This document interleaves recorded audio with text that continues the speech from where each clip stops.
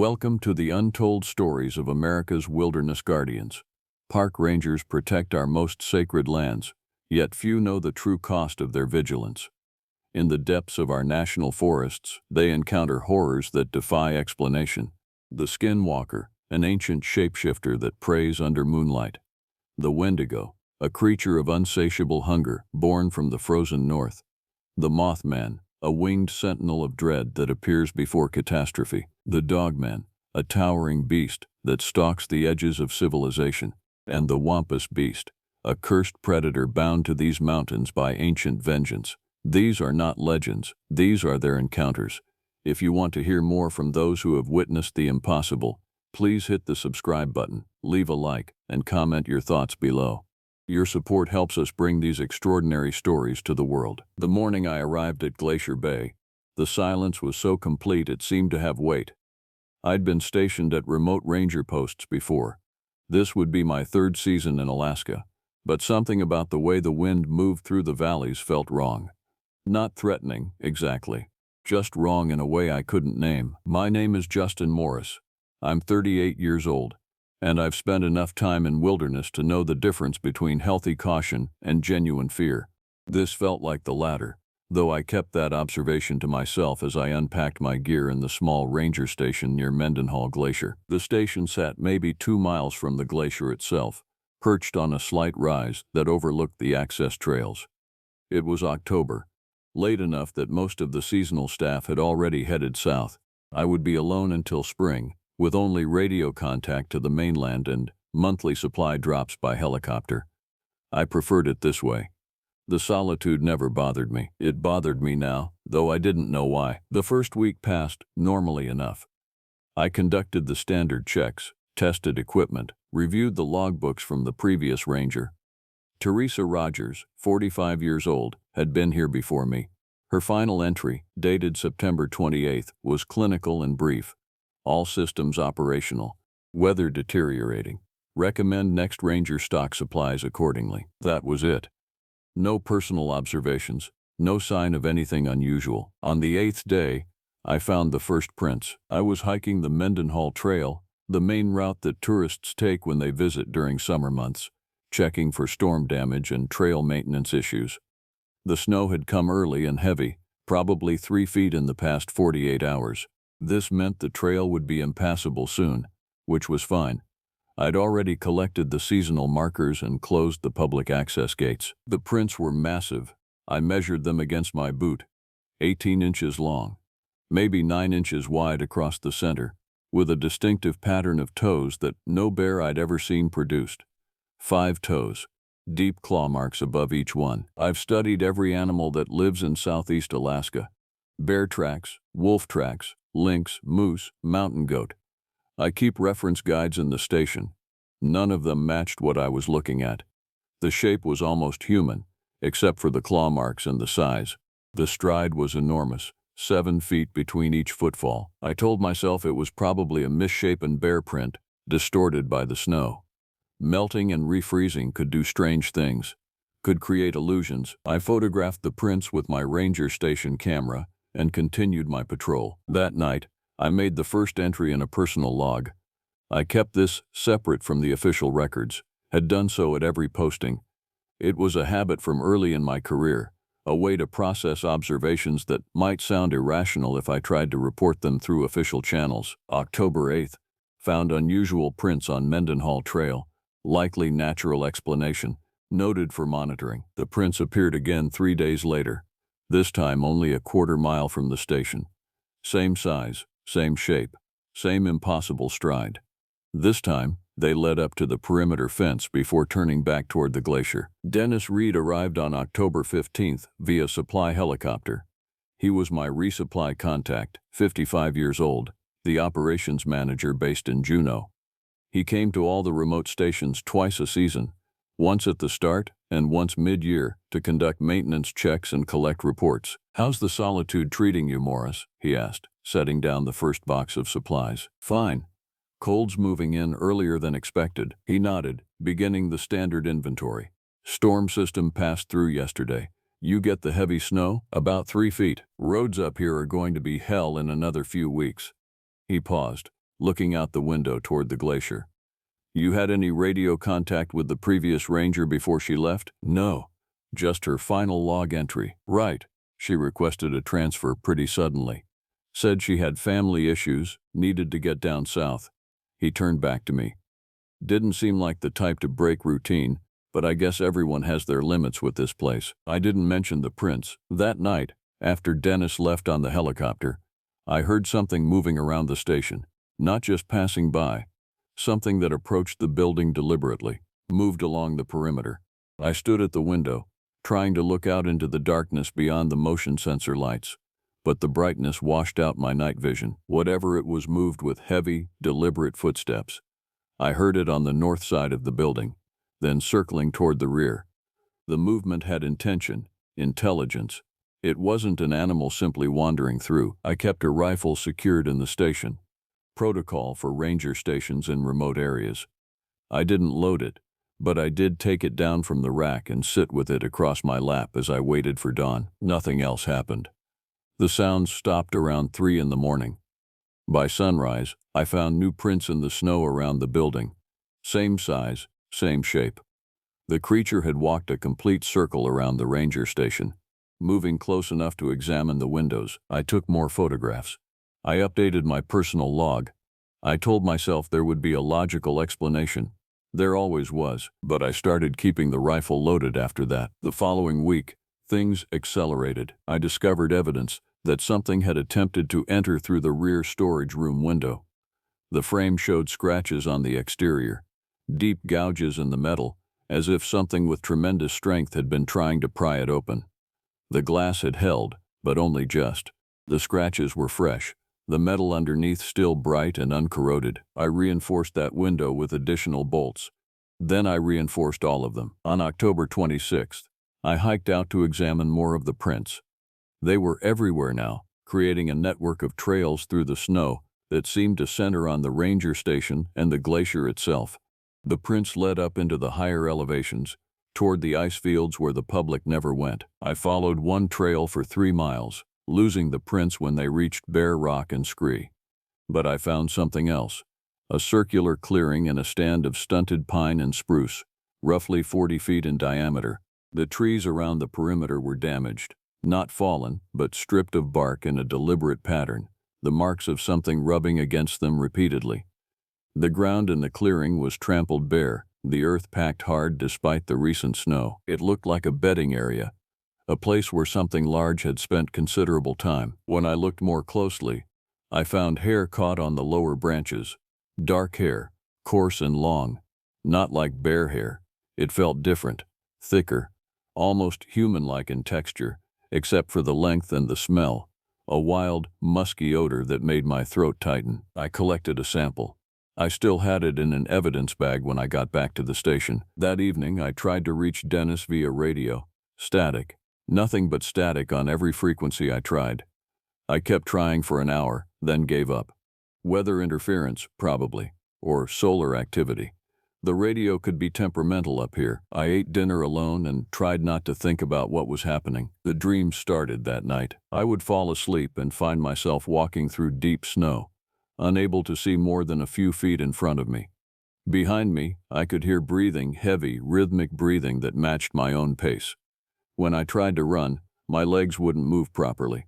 I would fall forward into the snow, and I could feel the breathing getting closer, could feel the presence of something massive looming over me. I'd wake up gasping, my hand instinctively reaching for the rifle beside the bed. Victoria Cook arrived with the month of November. She was the wildlife monitoring specialist, 31 years old, sent from Juneau to conduct the fall population survey. The survey was routine, something that happened every year at this time, covering several stations across southeast Alaska. Victoria had conducted the survey at Glacier Bay the previous year as well. "You look like you haven't slept in days," she said when I picked her up from the helicopter landing pad. "The cold gets to me up here." She gave me a look that suggested she didn't believe me, but she let it drop. We went through the standard briefing process, and I showed her the data I'd compiled. Animal sightings, weather patterns, equipment status, everything normal, Everything professional. I didn't mention the prints or the attempted break-in or the strange bedding area. Victoria set up her equipment in the secondary office, specialized monitoring sensors that would collect data on animal movement and population trends across the glacier region. She would spend 2 weeks here, collect her data, then move on to the next station. The bear activity up here has been elevated, she mentioned on her second evening, reviewing the sensor logs.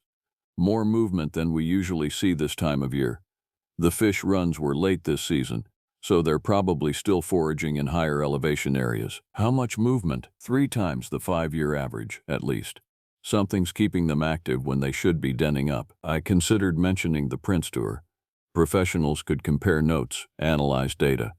But something in me resisted. Not distrust of Victoria, exactly. Just a sense that speaking it aloud would make it more real, more immediate. On her 4th night, Victoria came to me with a question. Have you seen anything unusual out there? Anything that seemed odd? My throat tightened. What kind of unusual? The sensors picked up something. Large animal movement. Very large. The patterns don't match anything we normally see. Too much ground covered in too little time. The stride length suggests something much bigger than a bear, even a mature male. There it was. Professional observation, data. Not just my own interpretations and fears. I found prints, I said. 18 inches long, 5-toed.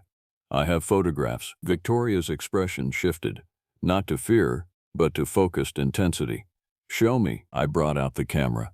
She studied each photograph carefully, zooming in on details, examining the claw marks and the spacing of the prints. She said nothing for several minutes. That's not a bear, she said finally. The claw marks are too pronounced. The toe structure is wrong. The size. She looked up at me. Have you heard of Bigfoot? I've heard of it. I've never believed in it. Neither had I. But there's been increasing documented evidence over the past decade. DNA analysis, hair samples, footprint casts. Most of the data comes from the Pacific Northwest and the Sierra Nevada. But there have been incidents in Alaska, remote areas like this. She pointed at the screen, at the photograph of the clearing I'd found. This pattern of bedding and marking behavior, this matches reports from other sightings. The animal is territorial, it's intelligent. And if there's one here, it could be dangerous, I finished. It would depend on the animal's disposition toward humans. Most wildlife avoids human contact, even apex predators. But this one seems to be paying attention to your station specifically. That's unusual. That night, Victoria and I went through all the data I had collected. Every print photograph, every notation in my personal log. She brought out her reference materials, printed articles from wildlife journals, photographs from other alleged sightings, detailed reports of behavior patterns. Look at this, she said, showing me a report from 2019. A researcher in the Cascade Range documented similar behavior. An animal that circled human habitation repeatedly, that attempted to gain entry to structures, that displayed intelligence and planning. What happened? The researcher had to be evacuated. The animal's behavior escalated. Then it disappeared. Disappeared how? Gone. No more sightings, no more prints. It moved on, presumably, or it died. Wildlife can be unpredictable. Victoria stayed up late, making notes, cross-referencing data. I could see something shifting in her, a transition from skeptical to engaged. The existence of the animal was no longer theoretical. We need to document this properly, she said. Every sighting, every print, every piece of evidence. This could be significant. Significant how? This is a new population, possibly, or a range expansion of existing populations. This data needs to go to the research community. We could. She stopped. She was staring out the window at something. What is it? The motion sensors. They're detecting movement. Large movement. Very close to the station. We both moved to the window. The motion lights illuminated a section of the perimeter. But they showed nothing. No movement, no shapes in the darkness. The sensors continued to register contacts. Something was moving along the fence line, just beyond the range of the outdoor lights. I grabbed the rifle. Victoria moved to the radio. The movement lasted almost an hour. We tracked it by the sensor readings, watching as whatever was out there methodically walked the perimeter again. Same pattern as before. Same deliberate, intelligent circling. Then it stopped. The sensor readings went still. The night was silent. "What do you want to do?" Victoria whispered. "Wait for daylight. Try to track it again." We didn't sleep. When dawn came, we found new prints, larger than before. The spacing between them suggested the animal was moving faster, covering more distance with each step.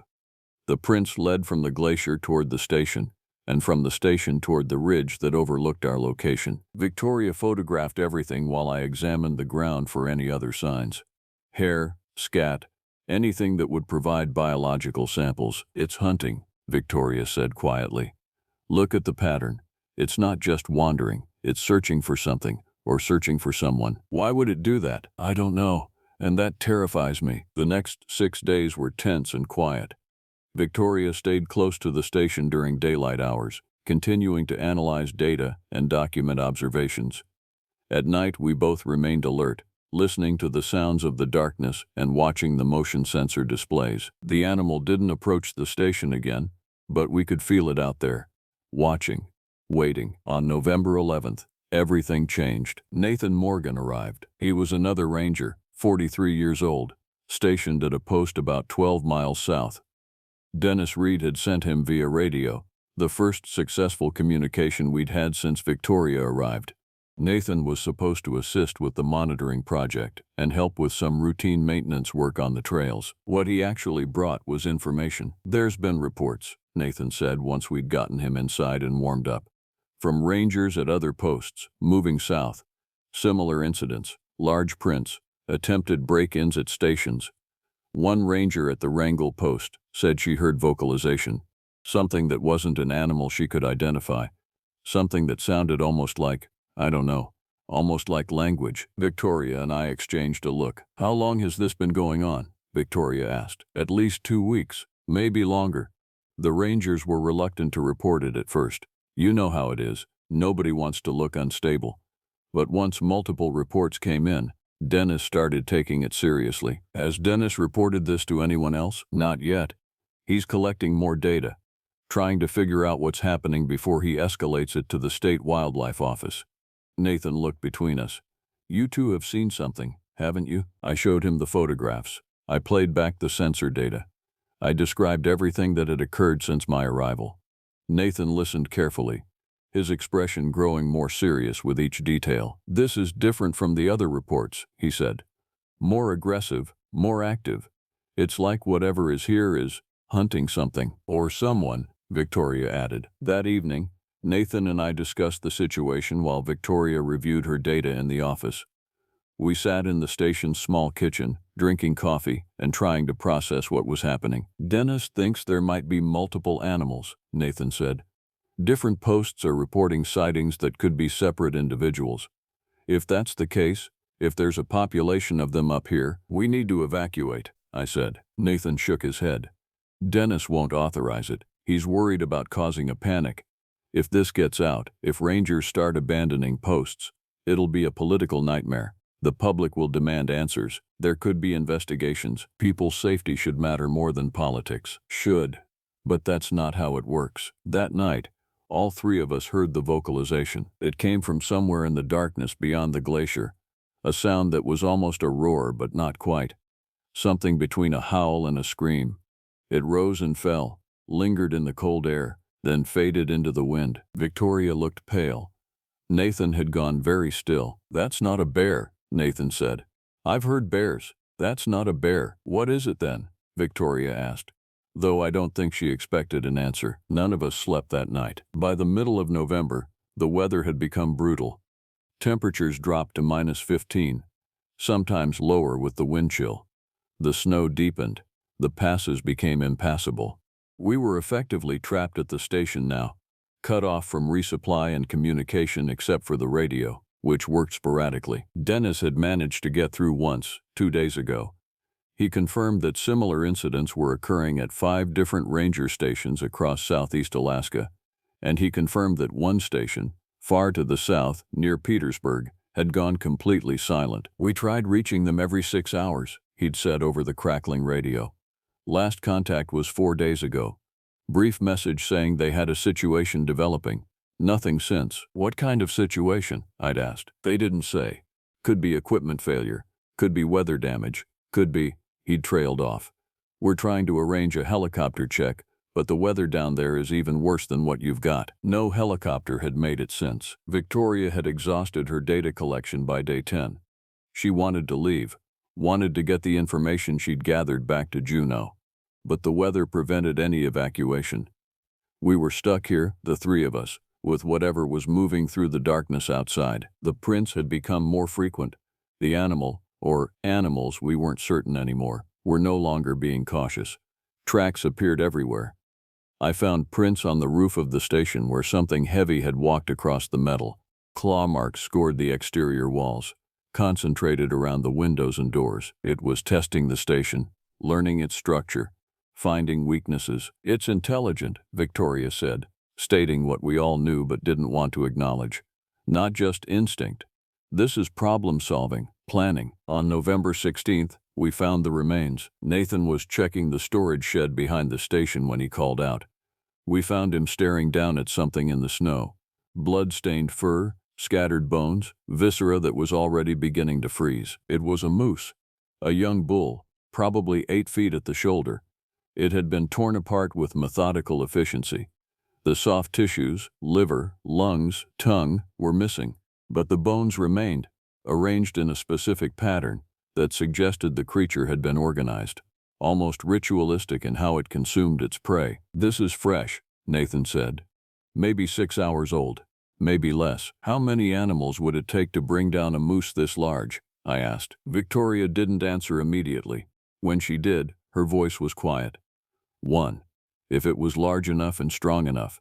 If it was smart enough to target the vulnerable points. She knelt in the snow, examining the wounds more closely. The attack pattern suggests expertise, knowledge of anatomy. This wasn't a lucky kill. This was done by something that knows how to hunt. I felt something cold slide down my spine that had nothing to do with the temperature. It's feeding, I said. It's establishing a territory and feeding. Yes, Victoria confirmed. And we're in its territory. That night, we had a meeting. We gathered around the table in the main room of the station with a map spread out between us. Nathan had brought his data from his post. Victoria had her monitoring reports. I had all my photographs and log entries. We tried to triangulate the sightings, the prints, the reports from other stations. The pattern that emerged was both clear and terrifying. The animals, we were now certain there were at least 3, possibly 4, were moving along the glacier region in a specific pattern. They were establishing territories, they were hunting, and the ranger stations were positioned directly in the middle of their established area. This might not be predatory, Victoria said, trying to find some kind of optimistic interpretation. They might not see us as prey. We're larger than anything they've taken so far. We could represent a threat to them. Or we're the most interesting thing they've found, Nathan said. Human habitation, tools, shelter.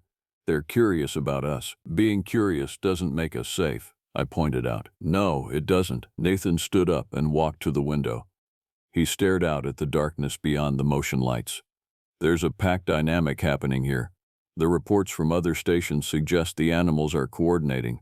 If that's true, if they're communicating with each other, then they're capable of complex social behavior. Like wolves, Victoria said. Like wolves, Nathan agreed.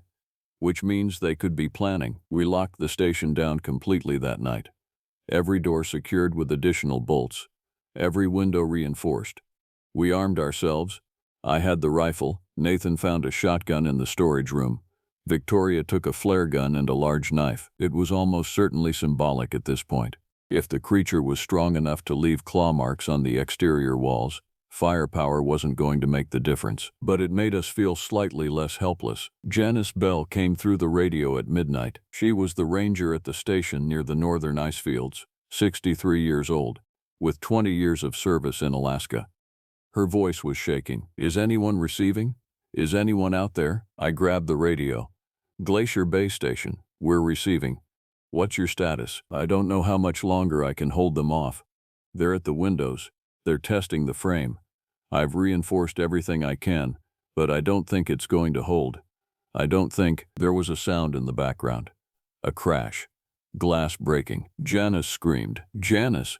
Janice, respond! We heard her moving, heard desperate sounds of struggle. Then nothing. Static. Silence. Nathan tried to reach her again and again. No response. We sat in stunned silence, processing what we'd just heard. Not speculation, not theory. Actual, real evidence of the threat. We need to document this, Victoria said, her voice hollow. The radio message, the time, everything. I made the notation. October 27th, 11:47 p.m. Last contact with Northern Icefields Ranger Station. Loss of contact during apparent security breach. We didn't sleep. We couldn't sleep. At 3 a.m., something began circling the station again. But this time, it didn't just circle. It stopped at each window and door in turn, and it pushed, tested the integrity of each barrier. Systematically, methodically. The motion lights showed nothing. Whatever was out there moved with intelligence, staying just beyond the range of illumination. We could hear the sounds of its attempts, the scrape of claws on metal, the dull impact of mass against the walls, the peculiar scraping sound of something trying to gain purchase on the roof. For 4 hours, it tested the station. For 4 hours, we sat inside, holding our weapons, listening to the sounds of our defenses being evaluated. Then it stopped. The sounds ceased. The motion sensors went quiet. The night became silent again. The wind the only sound. We checked everything we could without leaving the building. The window frames held. The door locks held. The bolts we'd installed held. For now. It's learning, Victoria said when daylight finally came. Each night it learns more about the station, about how we've fortified it, about where the weak points are. It's not trying to break in. It's conducting reconnaissance. Then what's it planning? Nathan asked. Victoria didn't answer. She didn't need to. Janice Bell was officially declared missing on November 18th. Dennis managed to reach us by radio in the morning. His voice was exhausted, stressed in a way I'd never heard before. We've lost contact with 3 stations now. 3 rangers, all missing or presumed dead. The state is sending a response team, but they can't get there for another week minimum. The weather is too severe. Dennis, we need to evacuate, I said. These things are going to kill us. I know. I'm working on it. But there's weather moving in that's going to make any aircraft operations impossible for the next several days. You need to hold position. You need to stay in the station and maintain security. After we'd signed off, Nathan looked at me with something like desperation. We're not going to hold, are we? Not for a week. Not with what's out there. I didn't answer because I knew he was right. That afternoon I made a decision. We needed to leave the station, but not by aircraft. We needed to get to lower elevation, toward more populated areas, toward help. We could hike out. It would take time, and it would be dangerous, but it was better than waiting to be trapped. We need to prepare a pack, I told Victoria and Nathan. Survival gear, warm clothing, food. We leave at dawn. You'll never make it through the passes, Nathan said. Look outside. The snow is 3 feet deep and getting deeper. The temperature is dropping. You'd die out there. We'll die in here if we stay. Maybe not. We have a defensible position. We have supplies. We have communication. We have 3 rifles and 3 scared people. That's what we have. Victoria was quiet. She'd been studying the topographical maps we had at the station, marking the trails and elevation changes. There might be another option, she said slowly. What? The shelter network. There are emergency shelters at intervals along the main trails, heated, stocked with supplies. If we could reach them, if we could move from shelter to shelter, we might be able to make it to the coast. From there, we could get to a populated area. How long would that take? Nathan asked. 4 days, maybe 5. Nathan shook his head. That thing can move faster than humans. It would catch us. Not necessarily, I said. I was looking at the map, seeing something that Victoria and Nathan had missed. The creature left blood at the kill site, and it's leaving prints everywhere. It's established territory here. It probably won't follow us far from its established range. Probably, Nathan repeated. That's what you're basing this on? Do you have a better idea? He didn't. We spent that day preparing, packing supplies into hiking packs, testing equipment, studying the route. Nathan was still skeptical, but he packed his things alongside ours. That night, the creature came again. But this time, something was different. It vocalized that strange roaring howling sound we'd heard before. And it was answered by other vocalizations from different directions, farther away. Multiple animals communicating. "They're gathering," Victoria whispered. "They're calling to each other." "We need to leave now," I said. "It's the middle of the night. We won't be able to see. We have lights. We have weapons. We leave now." Nathan didn't argue. We grabbed our packs, took our weapons, and prepared to abandon the station. I was at the door when something made me pause. I turned back and looked at the logbook, the official record of ranger activities and observations. I added one final entry, November 18th, 11:47 p.m. Station being abandoned due to wildlife threat. 3 rangers evacuating. Previous ranger Janice Bell status unknown. Recommending immediate official investigation and area closure. I didn't mention what we believed was out there. Official reports required facts, and I knew how this would sound. But I documented enough that whoever came after would understand we hadn't simply fled in panic. We opened the door and stepped into the night. The cold was absolute, the kind of cold that seemed to freeze the very air in your lungs. Snow crunched under our boots. Our lights cut through the darkness, creating small spheres of illumination that seemed to push back against the infinite black. We'd been walking for maybe 10 minutes when we first heard it. Movement in the darkness to our left. Movement that matched our pace, moving parallel to our trail through the snow. "Keep moving," I whispered. "Don't look at it. Just keep walking." But Nathan stopped. He was staring off to the side. His light pointed at something in the darkness. There, barely visible at the edge of our light, was a silhouette. Massive, bipedal. The creature was pacing us, keeping just beyond optimal shooting distance. "Jesus Christ," Nathan breathed. "Move," I said, taking his arm. "Move now." We walked faster. The creature followed, making no attempt to hide itself now, just matching our pace, tracking our movement, waiting. For another mile it followed us. Then, as we approached the first shelter, a small heated structure built against the side of a ridge, the creature stopped. It stood at the edge of our light, and I finally got a clear look at it. It was massive, easily 8 feet tall, maybe 9. Its body was covered in dark hair, matted and thick. Its face was partially visible, and what I could see suggested something that was almost human, but not quite. The proportions were wrong, the jaw too pronounced, the eyes reflecting our light with an intelligence that was deeply disturbing. It watched us enter the shelter, watched us seal the door. Then it was gone. We huddled in the shelter, a simple structure with an oil heater, a cot, and emergency supplies, listening to the wind and trying to process what we'd just witnessed. "We actually saw it," Victoria said. "I mean, really saw it. Clear visual contact." "It let us go," Nathan added. "It could have attacked us out there. It was right there. It chose not to." "Or it was hurting us," I suggested. "Moving us in a specific direction, pushing us away from its territory." "Or both," Victoria said. "Intelligent behavior can encompass multiple intentions simultaneously." We took turns keeping watch that night. But the creature didn't return, and by dawn, the vocalizations from the other animals had grown distant. Over the next 4 days, we moved from shelter to shelter along the emergency trail system. Each shelter was stocked with supplies and heat. Each one was a temporary reprieve from the overwhelming cold and the sense of being hunted. We found evidence of the creatures everywhere. Prints in the snow, scat, fur caught on branches, but they never actually attacked us again. It was as if they'd decided we were no longer a priority, or perhaps they'd simply determined we were leaving their territory, and there was no longer a need to drive us out. On November 22nd, we reached the last shelter, a larger structure on the coast, equipped with a radio and emergency supplies. From here, we could reach civilization. From here, we were safe, or at least safe from the creatures. The weight of everything that had happened seemed to settle on us only when we realized the immediate danger had passed.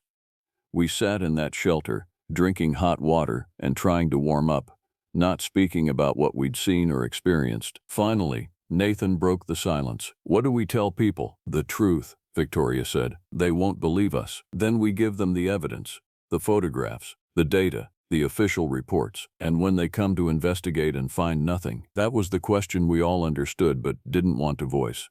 We'd left the prints behind. We'd left the blood trail behind. But we'd also left the shelter network intact, documented in the official records. The area would eventually be investigated. Evidence would be collected, unless something happened to the evidence. Unless the creatures moved on. Unless winter buried everything under months of snow. We'd document everything, I said finally. Everything we experienced. Everything we saw. We make a record of it.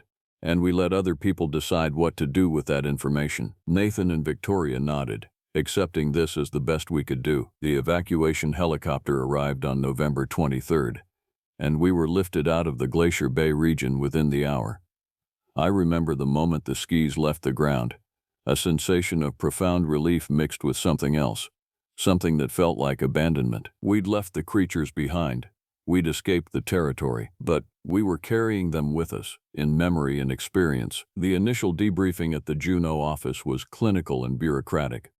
Officials from the State Wildlife Division, Park Service administrators, and Dennis Reed all sat across from us as we provided our accounts. Victoria presented the scientific data. Nathan described the sound of breaking glass and the terror of hearing Janice Bell's final moments. I talked about the prints, the behavior patterns, the clear evidence of intelligence and planning. The official response was cautious. No one used the word Bigfoot. Instead, there were references to undocumented wildlife, possible apex predator, and anomalous biological evidence. A response team was authorized, but it would be delayed until spring.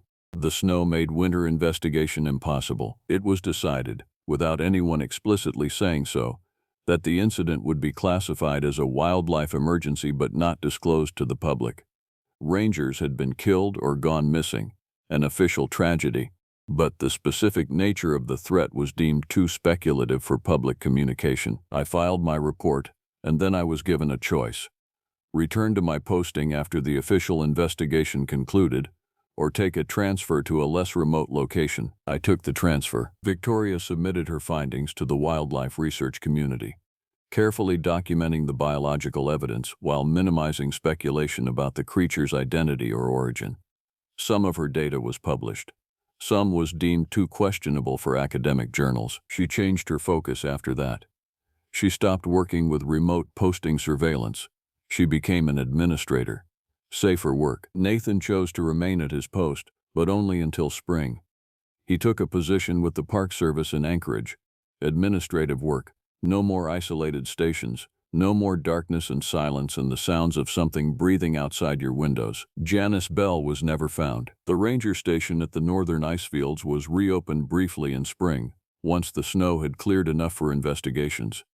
The official report indicated that the station showed signs of forced entry but no definitive evidence of what had occurred. Janice's remains were not located. The case was closed as ranger lost under unclear circumstances, presumed deceased. The other missing rangers, Aaron Murphy from another station, Christine Bailey from a third location, were similarly never recovered. Their disappearances were documented, investigated, and then filed away in the official records. Tragic incidents, unexplained losses, but not confirmed attacks by undocumented apex predators. That's not something official channels could acknowledge. I still have my photographs. I still have my logbook entries. I keep them stored safely, away from official scrutiny. Every few years, I look at them again. I read the words I wrote during those weeks at Glacier Bay, and I remember the exact texture of the fear I felt, the weight of helplessness, the knowledge that we were in a place where human authority meant nothing, and we were subject entirely to the rules of something else's territory. The creatures are still out there. We know that now, Victoria and Nathan and I. We have documented evidence that they exist, that they operate with intelligence and purpose, that they establish territories and hunt with expertise, but they remain undocumented in any official sense. They remain a mystery. They remain someone else's problem now. I transferred to a station in the Tongass National Forest, in an area with more ranger presence and less isolation. I do my job. I maintain my professionalism. I don't tell anyone what I saw at Glacier Bay, but sometimes, in the deep forests here, I hear sounds that make my breathing catch, sounds that could almost be vocalization, sounds that suggest communication between something intelligent and hidden, and I wonder if I ever really escaped at all. I wonder if the creatures simply decided we weren't worth pursuing, or if they're here too, having drifted south from their original territory, waiting in the darkness beyond my sight. I've learned that terror isn't something that leaves you, even when the immediate threat has passed. It becomes part of how you perceive the world. Every shadow carries potential. Every sound in the darkness is a threat waiting to be confirmed. I spent those weeks at Glacier Bay thinking that survival meant escape, that if I could just get away from the ranger station, away from the immediate danger, I would be safe. I didn't understand then that some things stay with you, that some experiences rewire how you experience reality, that some knowledge, once acquired, can never be forgotten or truly escaped from. The creatures are still out there. In the mountains and glaciers of southeast Alaska, they move through the wilderness, living according to rules and imperatives we don't fully understand. And sometimes, I think they're not confined to remote regions. Sometimes, I think they've always been here, living at the edges of human civilization, watching us, waiting, existing in the spaces we don't look. This is what I learned at Glacier Bay. Not just that monsters exist, but that they exist alongside us, in the world we inhabit, subject to completely different laws than we are. And we are only safe as long as we remain beneath their notice. When you work in the backcountry long enough, you learn that the wilderness keeps its own records, not in filing cabinets or databases, but in the trembling hands of those who come back changed, in the way certain names never get spoken aloud during shift changes, in the meals left half-eaten because someone just remembered something they wish they could forget. My name is irrelevant to what I am about to tell you, and perhaps that is fitting. What matters is that I was there, at St. Elias, during the week that would earn a cryptic flag in the park ranger's protocol book, filed under a code name so vague that it might mean anything to anyone who stumbled upon it. But those of us who were there know exactly what it means. We know what hunted us in those mountains, and we know why none of us have ever been quite the same since. St. Elias National Park and Preserve stretches across 13 million acres of Alaskan wilderness. Glaciers the size of small nations carve their way through peaks so high they pierce the clouds themselves. In summer, the daylight never truly abandons you. The sun circles the horizon like a predator that has caught your scent, but has not yet decided whether you are worth the effort of the kill. It was June when Beverly Long requested the reassignment to the remote sector of the park, the area known locally as the Bagley region. She had worked the major tourist trails for 20 years.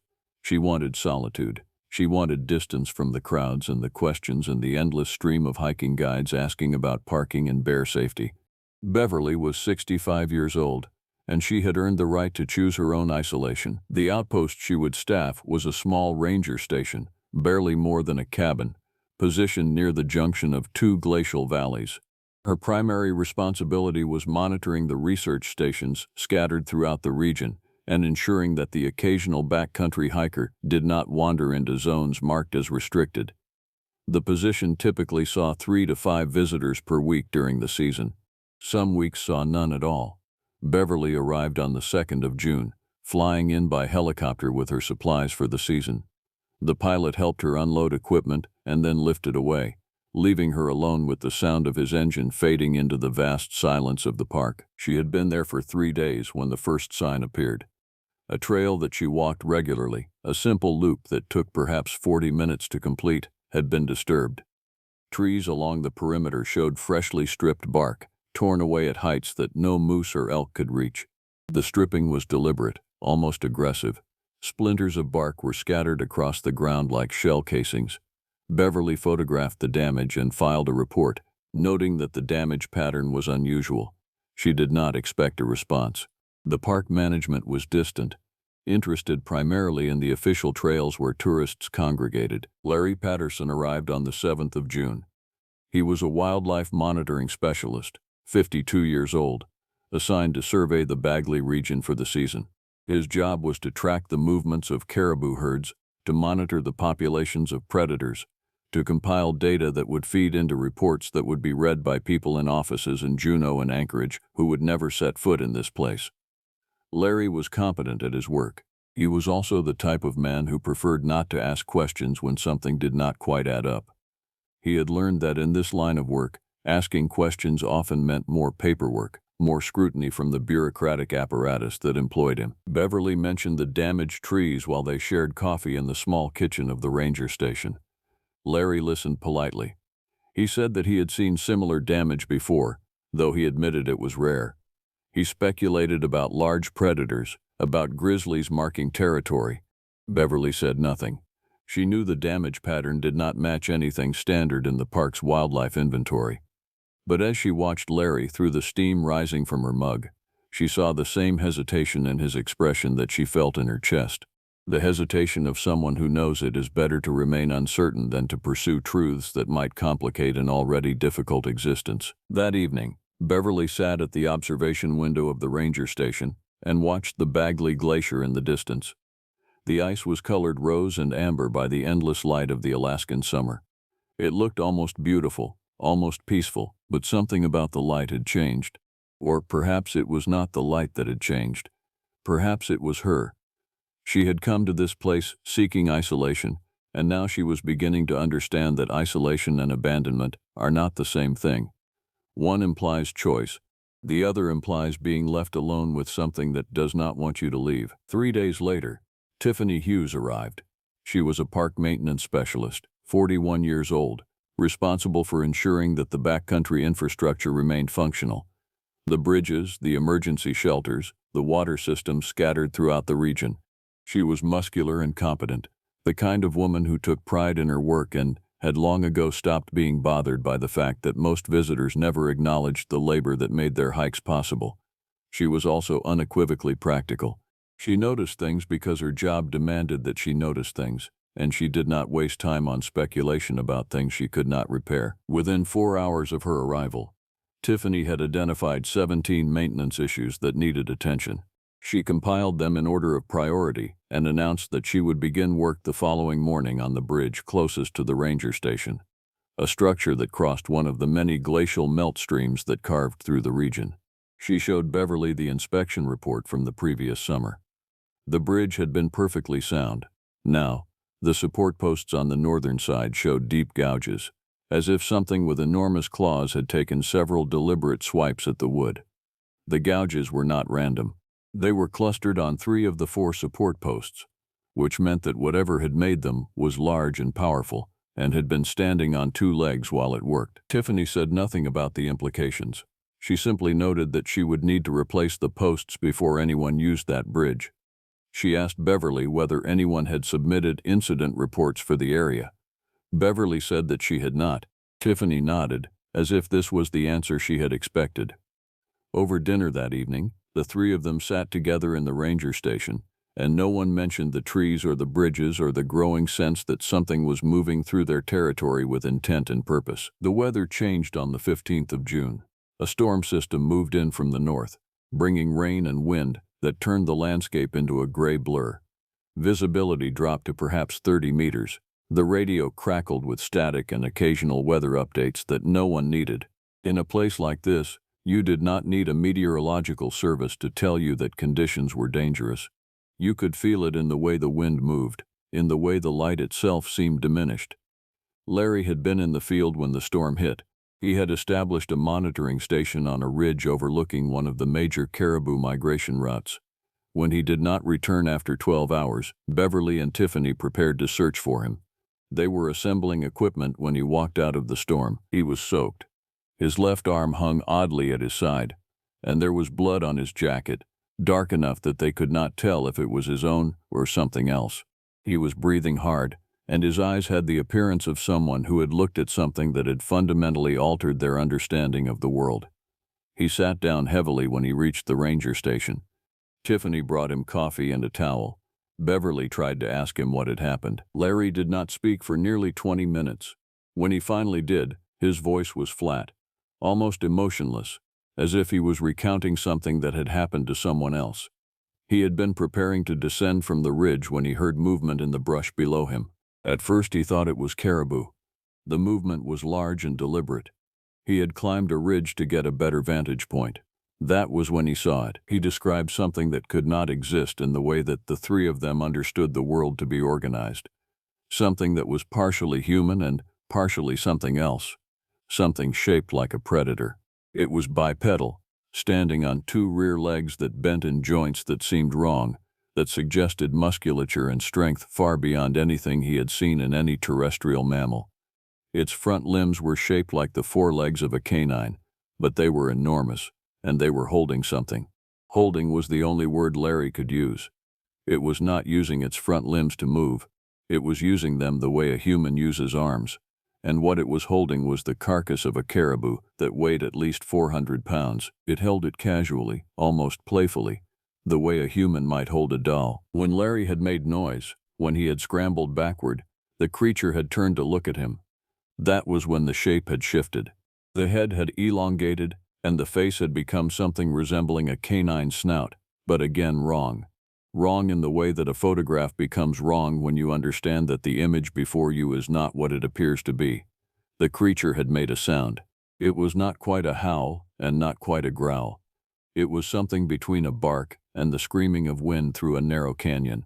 It had been aimed at Larry, and it had carried something in its frequency that seemed to bypass his ears entirely and resonate directly in his chest and in the back of his skull. Larry had run. He had not been trying to reach the ranger station.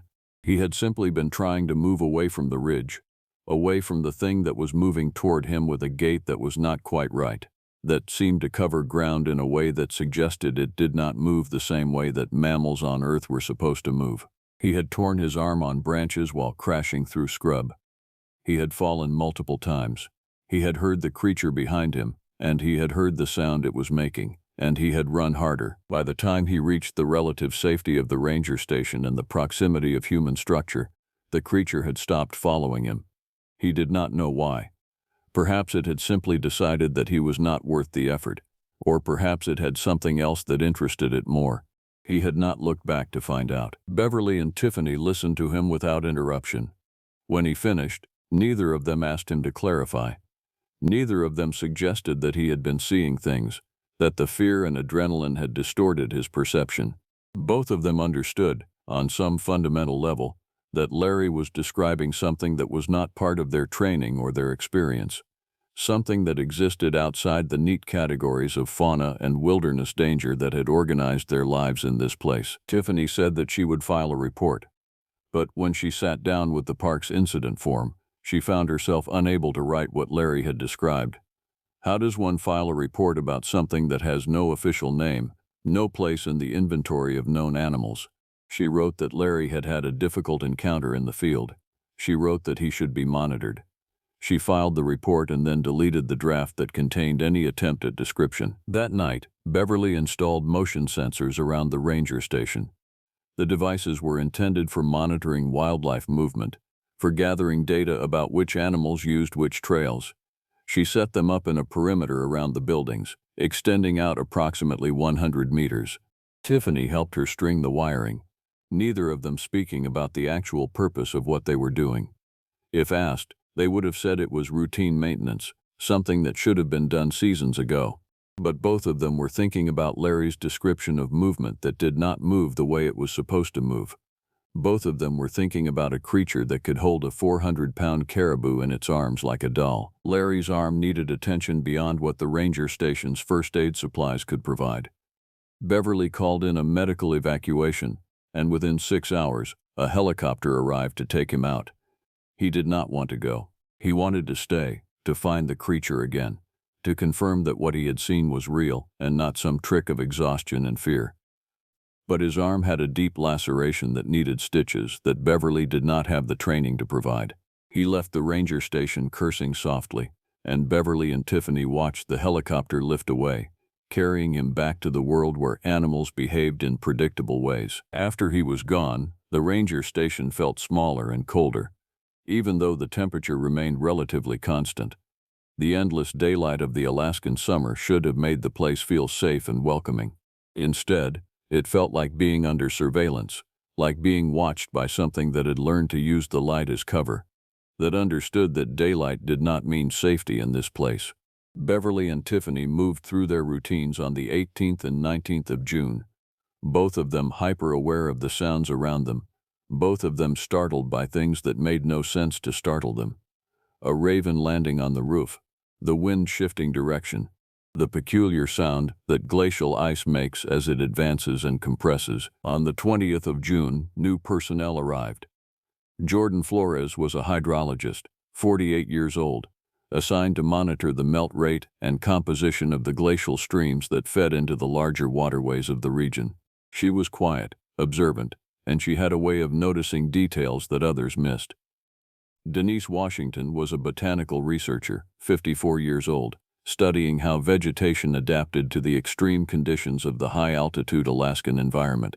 She was energetic and enthusiastic, the type of person who genuinely loved the work and did not seem bothered by the isolation that drove others to eventually request reassignment. Neither Jordan nor Denise knew about Larry, about the damaged trees and bridges, about the creature that moved like a predator and held prey like a human. Beverly and Tiffany had discussed whether they should warn the newcomers. They had decided against it. Warning someone about a threat that they could not properly name, that no one would believe, seemed more likely to create panic than protection. Better to let them do their work, to let them settle into the place, and to monitor them carefully for any signs that something dangerous was approaching. But something about the arrival of Jordan and Denise changed the atmosphere of the place. The creature had made no appearance since Larry's encounter, but Beverly could feel it. She could feel the presence of it in the way the birds had stopped singing at their usual times. She could feel it in the peculiar electrical quality that seemed to build in the air before storms. The motion sensors had triggered twice, but both times they had recorded nothing but wind and the movement of small animals. The footage was useless. As June transitioned into July, Beverly began to understand something that she did not want to understand. The creature was not simply a phenomenon, not simply a predator that had wandered into the region and would eventually wander away. It had chosen this place for a reason. It had chosen this place because there was something here that interested it. And now that more people had arrived, now that the ranger station was occupied by multiple humans, the creature was observing, learning, calculating. On the 23rd of June, Denise asked Beverly if there were any restricted areas in the park where researchers were not permitted to venture. Beverly said that yes, there were several areas flagged for closure, either due to structural hazards or to protect sensitive ecosystems. Denise nodded and asked if the closures were recent. Beverly said that most of them had been in place for several seasons. Denise said that she had noticed an area where the botanical data seemed to shift dramatically. One side of a particular ridge showed normal vegetation patterns. The other side showed something else entirely, something that suggested a profound environmental disturbance. She asked if she could investigate. Beverly felt something cold move through her chest. She said no. She said that she was sorry, but that area was marked as closed for the season. Denise seemed disappointed but accepting. She did not press the matter. Over dinner that evening, Beverly sat alone and wondered if the creature was testing them, if it was trying to see how close it could come to human awareness before one of them crossed the line that separated observation from confrontation. The answer would come sooner than she hoped. On the 4th of July, Harold Butler arrived. He was a park ranger like Beverly, 62 years old, specialized in backcountry safety and rescue operations. He had been stationed at St.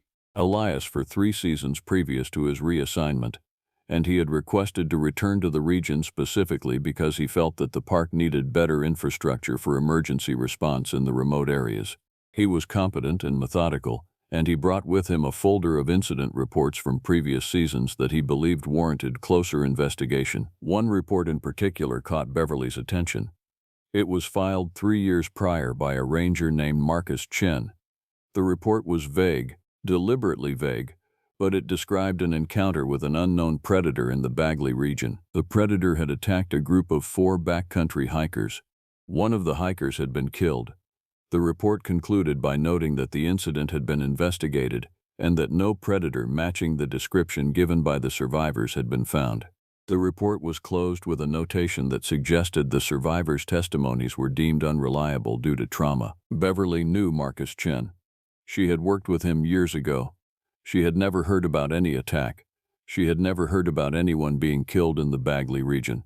Yet here it was, documented in official files, and apparently buried beneath protocols that required the incident to be labeled as closed without resolution. Harold said that he had accessed the incident through official channels, through the department archive system.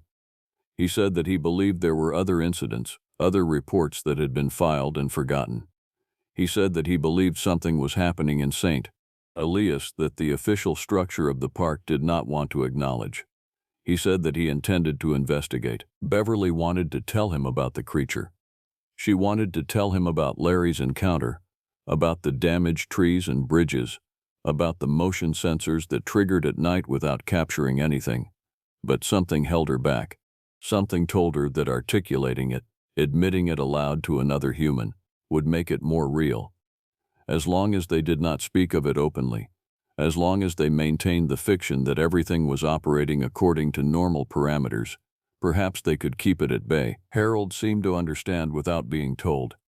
He said that he was going to walk the Bagley Ridge, the area where Marcus Chen had reported his incident. He asked if anyone wanted to accompany him. No one volunteered. He set out early on the morning of the 5th of July, carrying supplies for an overnight trip. He returned approximately 18 hours later, and he was changed in a way that was immediately apparent to everyone at the ranger station. His clothing was torn in places, his face was scratched, his hands trembled slightly when he set down his equipment. He went directly to the small bunk room that had been assigned to him and locked the door. He did not emerge until the following morning. When he did, he called a meeting in the central room of the ranger station. It was afternoon on the 6th of July.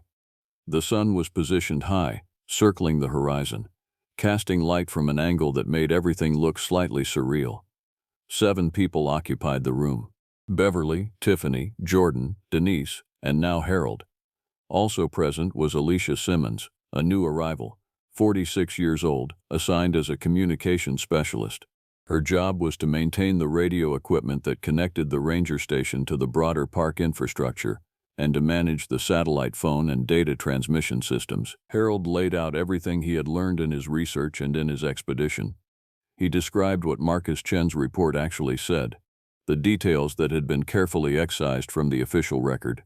He described an encounter with something that the survivors had described as a canine creature that walked upright like a human. He described an attack that had been brutal and that had resulted in the death of a hiker named Robert Jacobson.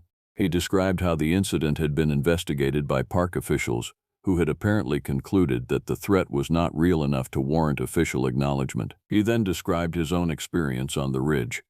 He had been monitoring the area where the attack had occurred, looking for any sign that might explain the incident. He had found evidence of a large predator, evidence of recent activity. He had been setting up a remote camera when something had moved through the scrubland nearby. Harold had turned to look, and for just a moment he had seen it. Not as clearly as Larry had, but enough to confirm that what the survivors had described, what he had found in the reports, was not hallucination or trauma distortion. It was real. The creature had seen him, had registered his presence. And then, as if concluding that he was not the target it was looking for, it had moved away, disappearing into the terrain with an ease that suggested the creature was far more familiar with the landscape than any human could ever be. Harold pulled out his satellite phone and showed them images that he had captured. The photographs were unclear, blurred by distance and the terrain between the camera and the subject. But in 2 of the images, there was unmistakably something bipedal, something that was not any known animal in the region. In one image, the shape appeared to be holding something in its arms. In another, it was standing on a ridge, silhouetted against the sky, and the proportions were absolutely wrong for any known mammal. Harold said that he believed the park was aware of the creature, at least at the administrative level. He believed that the incident 3 years ago had been covered up because acknowledging it would create liability, would create questions, would necessitate closing the Bagley region, which would be economically damaging to the park and to the tourism infrastructure that depended on the region's reputation as a safe place for outdoor recreation. He said that he believed that the presence of a creature, potentially an apex predator, in the region was being managed through controlled silence. Incidents were filed and then buried. Hikers were warned away from specific areas through official closure protocols, but the reason for the closures was never mentioned. The true nature of the threat was never acknowledged. Beverly felt something in her chest shift. She had wanted to believe that the creatures, if they existed, were anomalies, aberrations that had wandered into the region and would eventually leave. But Harold was describing a different scenario. He was describing a systematic management of information, a deliberate effort to contain knowledge of something that the park bureaucracy had concluded was more dangerous to address than to ignore. Jordan asked the logical question. If the park knew about the creature, if it had been present for at least 3 years, why had they not sent armed personnel to capture or kill it? Harold said that he did not know. He speculated that perhaps the creature could not be killed by conventional means. He speculated that perhaps there were multiple creatures, a population rather than an individual, and the park had concluded that eradication was not possible. Or perhaps, he said quietly, the park simply concluded that the risk of a confrontation was higher than the risk of a limited number of civilian casualties in a region that was not heavily trafficked anyway. Denise said that she thought Harold was constructing a conspiracy narrative on insufficient data. She said that the simpler explanation was that the incident 3 years ago had been an anomaly, that the survivor testimonies had been unreliable, and that there was no predator in the region. She said that Harold's photographs proved nothing. They were too unclear to be conclusive. She said that she intended to continue her research in the areas where she had identified botanical anomalies, and she would not be restricted by unsubstantiated claims about creatures that probably did not exist. Tiffany said quietly that if Denise wanted to walk into danger, that was her choice. But the rest of them should perhaps consider more carefully what they actually knew versus what they were trying to not know. The meeting ended without resolution. Harold promised that he would share everything he had discovered with park administration. Alicia said that she could file the reports through the satellite system. But as they separated, Beverly understood that they had reached a point of divergence. The group was no longer unified. Some of them believed in the creature. Some of them did not want to believe. And that division was going to determine what happened next. On the 7th of July, Denise began her research expedition into the restricted area. Beverly wanted to forbid it. Harold wanted to accompany her. Jordan seemed torn, unwilling to openly acknowledge what they all suspected but unable to completely dismiss the concern. Tiffany simply said that she would maintain the motion sensors and would alert everyone if anything triggered. Denise did not return that evening. She did not return the following morning. By midday on the 8th of July, Beverly had initiated a search and rescue protocol.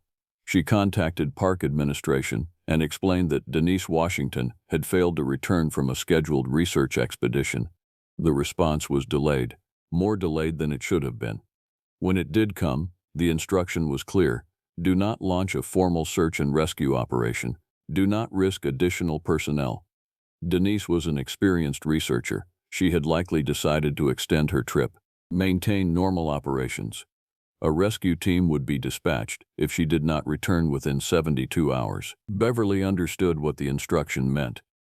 It meant that park administration had already concluded that Denise was likely dead. It meant that they were following a protocol that prioritized containment over rescue. It meant that the creature was not a secret that could be managed indefinitely, but a threat that had to be accepted as part of the cost of operating in this region. When Beverly explained the situation to the group, Harold became angry. He said that he would go into the restricted area himself, that he would search for Denise. Alicia said that she would alert the park administration that unauthorized rescue operations were being conducted. Tiffany said nothing, but her hand moved unconsciously toward the emergency kit on her belt, the kit that she had begun carrying since the conversation about the motion sensors. The day passed in an agonizing state of waiting. The endless Alaskan summer light made every moment feel exposed, vulnerable, like they were all watching a stage where something terrible was about to happen. But nothing did happen. No alarms, no signals, no indication of what was occurring in the restricted area beyond the ranger station, in the botanical zones where Denise had gone seeking explanations for things that perhaps should have remained unexplained. On the morning of the 9th of July, the motion sensors triggered. Tiffany had set them to record video, and when she reviewed the footage, she found something that made her call everyone into the monitoring room. The video showed a figure moving through the perimeter, moving from the darkness beyond the sensor array toward the ranger station. The figure was humanoid, but its gait was wrong, and even in the low-light footage, the proportions of its body seemed distorted. It was carrying something. The resolution was too low to determine what, but the shape suggested a body, suggested something that had once been human. The footage showed the figure pausing at the edge of the sensor array, turning to look directly at the camera, and then withdrawing, moving back into the darkness beyond the light. The entire encounter lasted approximately 47 seconds. The timestamp indicated that it had occurred at 0347 hours, in the middle of the endless summer night that was actually not night at all, but simply a deepening of twilight. No one spoke for several minutes after the video ended. Then Harold said that he needed to leave. He said that he could not remain at a ranger station where they had just watched video evidence of something that contradicted everything they had been trained to believe, something that was moving through the perimeter of their camp, something that was presumably carrying the remains of someone they had been responsible for protecting. Beverly said that she could not authorize his departure. Harold said that he was not asking for authorization. He was informing them that he was leaving. He packed his equipment and walked to the clearing where helicopters could land. He stood there for 4 hours, waiting for a helicopter that did not come. By evening, he had returned to the ranger station, defeated, acknowledging that leaving was not an option that was currently available to them. Alicia said that she had been unable to transmit the video footage to the park administration. The satellite link had developed a technical fault. The communication system was still functional for voice and text, but video transmission was no longer possible. She said that she was working on the problem. Beverly understood that the communication fault was deliberate, that someone at the park administration level had decided that the video should not be transmitted, that the evidence of the creature should remain contained within the ranger station. Over the following days, Beverly began to understand the trap. They were isolated, not simply by geography but by deliberate action. The park administration was managing the situation by ensuring that they remained in place, that they did not speak to the outside world about what they had witnessed, that they continued to perform their duties as if everything was normal. The creature was not a secret to be protected. The creature was a fact that had to be accommodated, accepted, incorporated into the operational framework of the park. Jordan asked directly whether they were being held prisoner. Beverly said that they were not being held prisoner in any formal sense, but neither were they free to leave. The assumption was clear. They would remain at the ranger station. They would continue their work. They would pretend that nothing unusual was occurring, and they would hope that the creature did not decide to breach the perimeter again. On the 11th of July, a helicopter arrived with supplies and new personnel. But it did not bring rescue, and it did not bring explanation. It brought Harold's replacement, a ranger named Michael Foster, and it brought nothing else.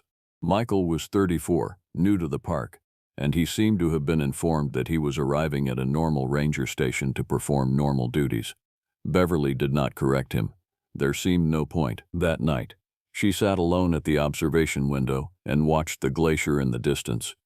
The light was beginning to change ever so slightly, the endless summer beginning its gradual transition toward the long twilight of autumn. In the distance, she thought she heard something. Not quite a howl, not quite a scream, but something between the two. Something that carried across the distance like a message, like a reminder that the creature was out there, was aware, was patient. She understood now what the protocol meant. St. Elias was not a national park in the traditional sense. It was a territory that had been ceded to something else, something that was tolerated in exchange for a certain level of restraint, a certain understanding that there were boundaries that would not be crossed. The ranger station was a negotiating point, a place where the two worlds touched, where humans could continue to work as long as they understood their place in the hierarchy that the creature had established. Beverly made a decision. She would remain. She would do her job. She would protect the people under her command as best she could, and she would hope that the agreement that had apparently been made between the park and the creature would continue to hold. Because if it did not, if the creature decided that the terms of the agreement no longer served it, then all of them were already lost. They simply did not know it yet. On the 13th of July, 2 hikers appeared at the ranger station. They had been expected by park administration, and their arrival had not been communicated to Beverly or her team. They were a couple, both in their late 30s, registered for a 6-day backcountry expedition through the Bagley region. Beverly knew immediately that this was a test. The park administration was sending civilians into the territory to gauge the creature's behavior, to determine whether it would respond, whether it would strike. The couple's names were Margaret and Stephen. They were pleasant and enthusiastic, unaware that they were walking into danger, unaware that the ranger station's entire infrastructure was now focused on monitoring their expedition. Tiffany helped them understand the trail system. Jordan provided information about water sources. Michael showed them the emergency beacon system and explained how to activate it if they encountered dangerous wildlife or weather. No one mentioned the creature. No one mentioned the woman who had disappeared into the restricted area 2 weeks prior. No one mentioned the video footage of something carrying what was almost certainly a body through the sensor perimeter. The hikers were treated as if they were embarking on a normal expedition in a normal park, and they accepted the treatment gratefully, excited about their adventure. They departed on the morning of the 14th, heading toward the ridge trail that would take them through the area where Denise had conducted her research. Beverly watched them go, and she felt something like nausea move through her. Harold stood beside her, silent, understanding that objecting would do no good. The first 72 hours of the expedition passed without incident. The hikers submitted positional updates through their emergency beacon. They reported that conditions were good, that they had encountered caribou herds and had photographed mountain scenery. There was no indication of danger, no indication of anything unusual. Then, on the evening of the 17th of July, the beacon's message changed. The hikers reported that they had encountered what they believed was a large predator, that it had approached their camp during the night but had not attacked, that it had appeared to be observing them. They reported that they were nervous but not in immediate danger. They said that they were planning to descend from the high ridge and make their way back to the ranger station. Beverly authorized their descent. She did not mention the creature. She asked them to maintain regular beacon updates and to alert the station immediately if they encountered any problems. The response came back as a simple acknowledgement, then silence. For 12 hours, nothing was transmitted from the beacon. At the 18-hour mark, Beverly initiated a search protocol. The hiking couple should have reached the base trail junction by now. They should have been preparing for their final push back to the ranger station. They should have been excited about completing their journey. Instead, they were dark, and no amount of radio calling produced any response. Tiffany and Michael prepared to move out on a search, but before they reached the equipment staging area, the beacon transmitted again. But it was not a message from Margaret or Stephen. It was simply a sequence of coordinates sent automatically, indicating a location on the high ridge. No voice transmission, no context, just a location, updated once, and then nothing. Beverly contacted park administration to report that hikers were overdue. The response was immediate. Park administration authorized a helicopter search and extraction. The helicopter would arrive within 6 hours. Beverly and her team should prepare for possible rescue operations. The tone of the communication suggested that the park expected the worst. The helicopter arrived at midday on the 18th of July. It carried a recovery team, trained in retrieval operations, experienced in bringing out bodies from difficult terrain. Beverly found herself unable to look at them, unable to acknowledge the purpose of their presence. The recovery team headed toward the coordinates transmitted by the beacon. The ranger station waited. The helicopter returned approximately 4 hours later. It landed on the clearing, and the recovery team emerged. Only one of them was carrying anything, and what they were carrying was not a body.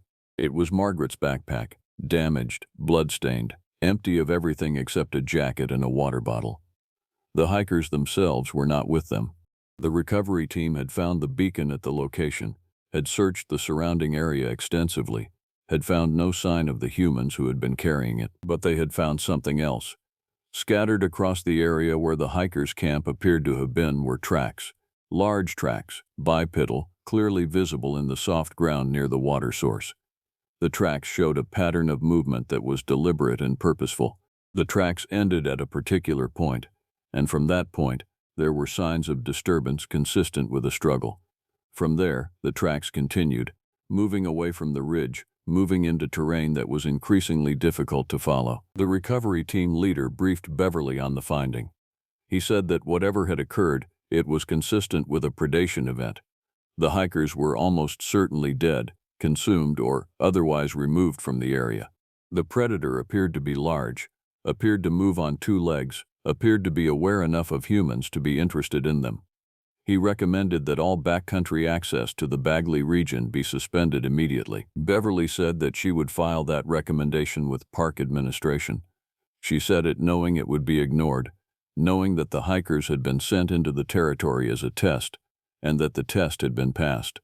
The creature did respond to human presence. The creature did hunt humans, and the creature did so with enough intelligence and predatory awareness that it could consume two humans with almost no evidence remaining. The recovery team remained at the ranger station for one night.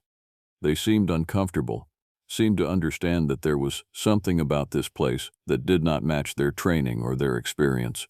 They said that they had dealt with bear attacks before, with cases where humans had been killed by wildlife. But this was different. This was something else. They said it quietly, in the manner of people who recognized that they were articulating something that contradicted the official narrative of the park. They departed the following morning on the helicopter. They took with them Margaret's backpack and their records of the tracks they had found.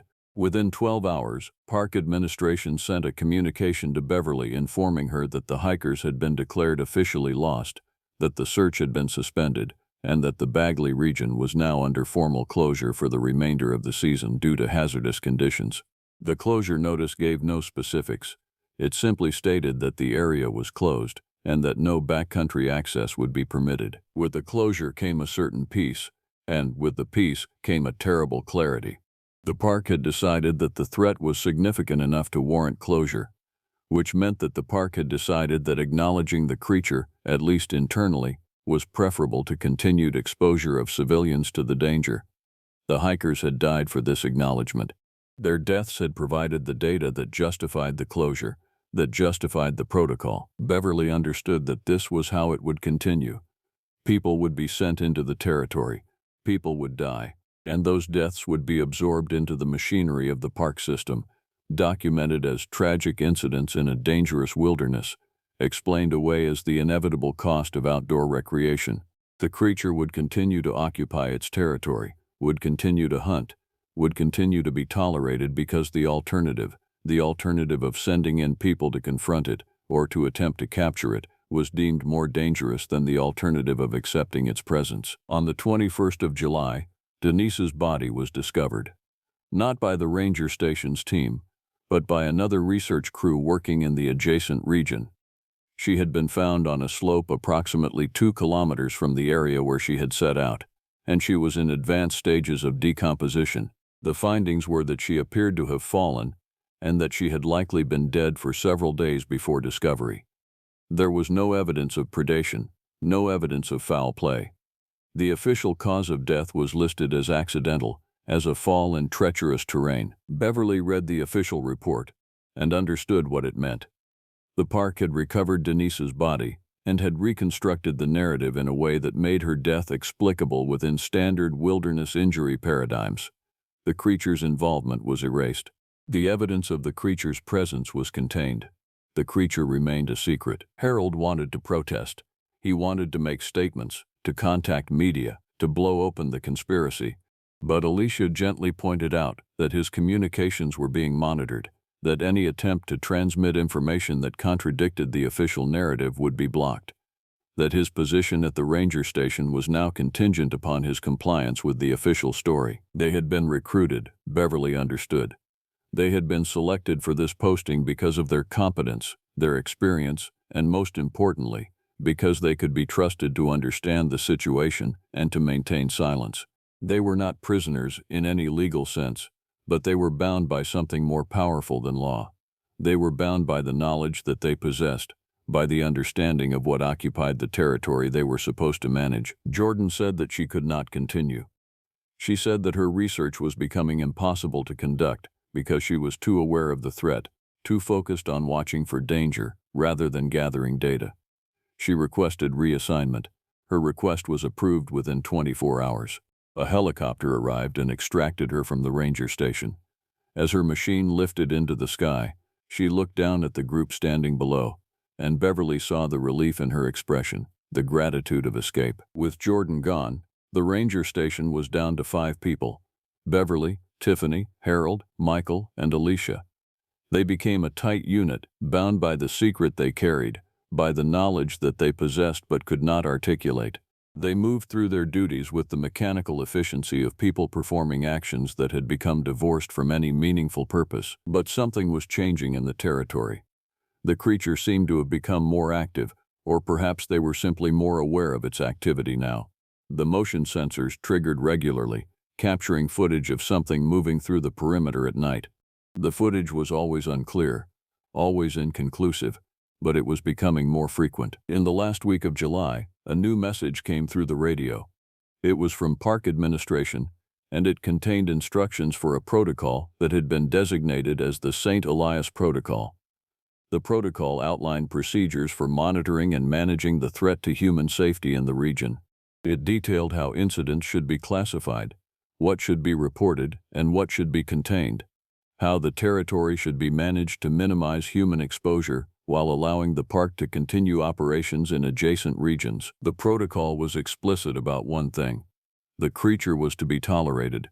The creature was not to be hunted, not to be confronted, not to be engaged with in any way except through careful observation and distance maintenance. The creature had apparently established territorial control over the Bagley region approximately 5 years prior. The initial incidents had been investigated and classified as anomalies. Over time, it had become clear that the creature was not an anomaly, but a permanent feature of the ecosystem. Park Administration had concluded that the creature posed no significant risk to the park's operations, as long as backcountry access in the Bagley region was restricted. As Beverly read through the protocol, a horrible understanding crystallized in her mind. This was not a response to the hikers' deaths. The hikers had been sent to gather data for a protocol that already existed, that had been in place for years, that had been managing the creature's presence long before any of them had arrived at the ranger station. The protocols were not new. The creature was not a surprise.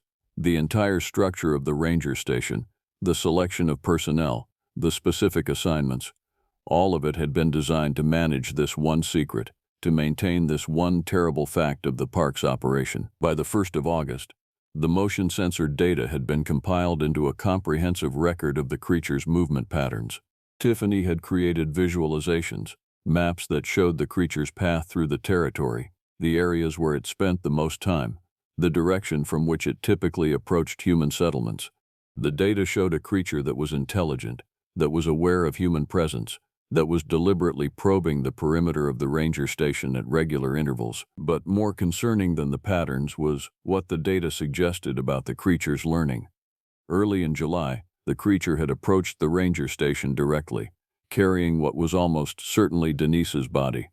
That had been an act of overt aggression, a demonstration of power and control. But in subsequent weeks, the creature had changed its approach. It came more frequently but at greater distances. It tested the sensors, but did not attempt to breach the station itself. The behavior pattern suggested that the creature was learning, that it was understanding the limits of its engagement with the human presence. Michael said that the behavior reminded him of a territorial animal establishing boundaries. The creature was asserting dominance over the region, while simultaneously respecting a certain buffer zone. It was establishing parameters for coexistence, defining the terms under which it would tolerate human presence in its territory. Harold disagreed. He believed that the creature was hunting, that the testing of the perimeter, the probing of defenses, was a predatory behavior, similar to how predators will harass prey to identify weakness and vulnerability. He believed that the creature was hunting them, not actively now, but definitely in principle, assessing them as potential prey. Beverly listened to both interpretations and understood that both could be true simultaneously. The creature was establishing dominance, yes, but it was also hunting, also assessing, also learning. The ambiguity of the creature's intention was perhaps the most terrifying aspect of the entire situation. If they had understood clearly what the creature wanted, they might have been able to manage that want, to accommodate it in some way.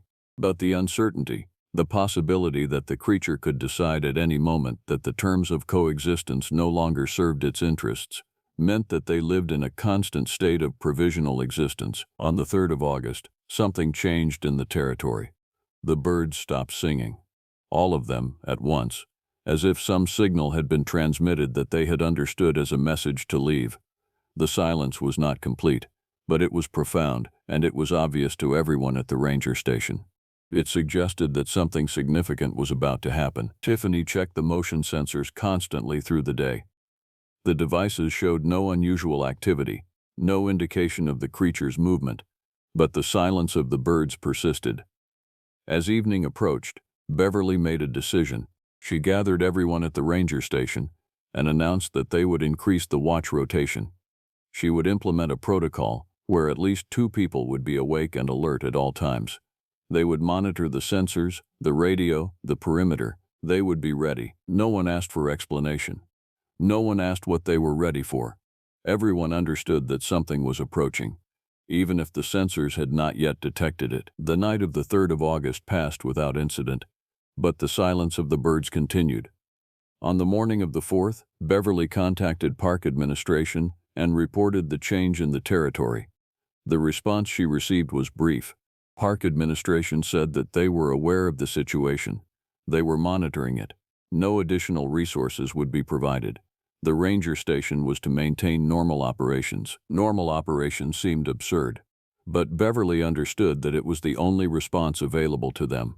To acknowledge that the territory had changed, that the creature's behavior had shifted into a new phase, would be to admit that the protocol was failing, that the situation was escalating beyond the bounds of controlled management. That evening, Michael requested to speak with Beverly privately. They sat in the small office area of the ranger station, and Michael said that he had learned something that he believed Beverly needed to know. He had been reviewing the historical records that were kept at the station, maintenance logs and incident reports going back several seasons. He had found evidence of earlier incidents that had been documented but that did not appear in the official park records. There were reports of researchers going missing, reports of hikers who had not returned from expeditions, reports of equipment damage that could not be explained by known wildlife. There was a pattern, Michael said, a pattern that extended back at least 7 or 8 years, and the pattern suggested that the creature had been in the territory for a long time, longer than anyone wanted to admit. But more disturbingly, Michael said, there were reports that suggested communication. There were entries in maintenance logs indicating that equipment had been deliberately damaged in specific ways. There were notations that suggested the creature was not simply acting on instinct, but was apparently sending messages, was apparently trying to communicate something. Beverly felt a chill move through her. She asked Michael what he meant by communication. Michael said that he did not know exactly, but there were several instances where the creature had damaged human equipment in patterns that seemed too deliberate, too specific, to be random predatory behavior. One entry described how an emergency beacon had been destroyed, but the destruction had been surgical, precise. Another described how a food cache had been disturbed, but in a way that suggested the creature had opened it, had examined the contents, and had then carefully closed it again. The implication was that the creature possessed a level of intelligence that exceeded what anyone had been willing to formally document.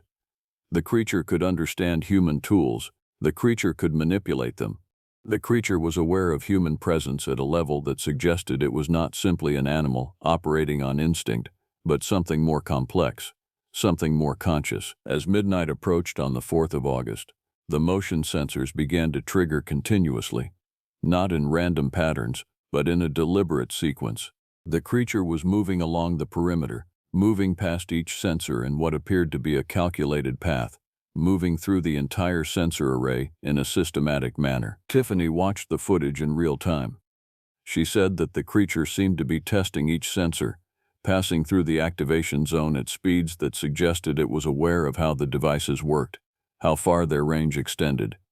It was demonstrating that it understood the sensor network. It was demonstrating that if it had wanted to approach the station, the sensors would have been powerless to stop it. The demonstration lasted approximately 2 hours. At 0247 hours on the morning of the 5th of August, the motion sensor activity ceased. The creature had concluded its message and had withdrawn into the territory. The silence that followed was as terrifying as the activity itself. At 0300 hours, the radio came to life. Not with Park Administration requesting an update, but with a signal that should not have been possible. The signal was human voice, but distorted, layered, as if multiple people were speaking simultaneously in the same frequency. The voice said something that none of them could quite comprehend, something that seemed to exist at the edge of comprehension, at the boundary between language and noise. Alicia tried to locate the source of the transmission. The signal appeared to be coming from multiple locations simultaneously, or from one location that was somehow occupying multiple positions. The signal went dead before Alicia could triangulate it, and it did not return. No one spoke for a long time. Then Michael said quietly that he believed they had just made contact with the creature. Beverly said that she did not believe contact was possible, that animals could not use radio equipment. Michael said that they had just heard the evidence that they were wrong, that the creature possessed capabilities that they did not have the framework to understand. Beverly contacted park administration and reported the radio transmission. The response came back as a single word: understood. Then the radio went silent, and Beverly understood that her report was exactly what park administration had expected, that the transmission was an escalation that had been predicted, that they were now moving into a phase of the situation where normal operations would become increasingly impossible. On the morning of the 5th of August, a helicopter arrived unexpectedly. It carried two individuals, a woman named Dr. Sarah Kovac and a man named James Mitchell. Both were identified as park administrative personnel, specialists in unusual wildlife management. Alicia seemed to recognize them, though she said nothing. Kovac and Mitchell spent the entire day interviewing Beverly, Tiffany, Harold, Michael, and Alicia. They asked detailed questions about every encounter, every sensor trigger, every piece of evidence that suggested unusual behavior. They asked about the creature's apparent awareness of human tools and technology. They asked about the radio transmission. By evening, Kovac announced that she and Mitchell would be remaining at the ranger station. They would be monitoring the situation going forward. They had authority over park operations in the region, superseding Beverly's authority as the lead ranger. Beverly was to continue her duties, but Kovac would be setting the parameters for how those duties were executed. That night, Beverly overheard Kovac and Mitchell speaking in the administrative office. Kovac said that the timeline was accelerating. She said that the creature had apparently decided to escalate its demonstration of capability and awareness. She said that this was likely a response to the closure of the Bagley region, that the creature had interpreted the human withdrawal as an act of challenge rather than an act of respect. Mitchell asked what the protocol called for if the creature continued to escalate. Kovac said that the protocol called for evacuation of all non-essential personnel and consolidation of the ranger station staff to a core team that was equipped to manage the situation. She said that the core team would remain to continue monitoring, but everyone else would be extracted. Beverly understood what that meant. Tiffany, Harold, Michael, and herself would remain. Alicia would likely be extracted, as her communications role could be transferred to other systems. The four of them would stay in the territory with the creature, would maintain the presence of humans in the station, would allow the park to continue its fiction of normal operations while the creature moved into whatever next phase of behavior it was planning. On the 6th of August, Alicia was informed that she would be evacuated. She accepted the news with a nod, as if she had been expecting it all along. Before she left, she pulled Beverly aside and said something that had been bothering her. She said that she had reviewed the radio transmission, the garbled voice that had come through the frequency. She said that she had applied filters and had attempted to isolate the audio components. She said that when you listened to the transmission in certain ways, certain frequencies, it sounded less like an animal noise and more like human words. It sounded, she said, like numbers, a sequence of numbers, repeated over and over. She said that she had not reported this to Kovac because she did not understand what it meant. Beverly asked her what the numbers were. Alicia said that they were coordinates. Very precise coordinates, latitude and longitude down to decimal places that suggested measurement accuracy. The coordinates pointed to a location in the Bagley region, approximately 3 kilometers from the ranger station. Beverly asked if Alicia had shared this information with anyone. Alicia said that she had not, that she did not understand the significance, and that she did not want to provide information to Kovac that might place her in danger. She said that Beverly should be careful. should consider whether everything that Kovac was saying was actually true, whether Kovac actually represented park administration, or whether Kovac represented something else entirely. Then Alicia was gone, lifted away by helicopter, departing from the territory with knowledge that Beverly and the others could not protect. In the week following Alicia's evacuation, Kovac implemented new protocols at the ranger station. The perimeter sensors were recalibrated and repositioned. Radio frequencies were restricted to a narrow bandwidth. Movement outside the station was limited to essential duties only, and those duties had to be conducted in pairs, with one member of each pair carrying a device that Kovac referred to as a positioning beacon, a piece of equipment that was more sophisticated than anything Beverly had seen before in the park system. Kovac said that the beacons would allow park administration to track their position at all times, that they would ensure rescue was possible if the creature approached any of them. Beverly did not believe this explanation. She believed that the beacons were for containment, for ensuring that none of them could escape the territory without the beacons registering the departure to park administration. Harold asked directly whether they were prisoners.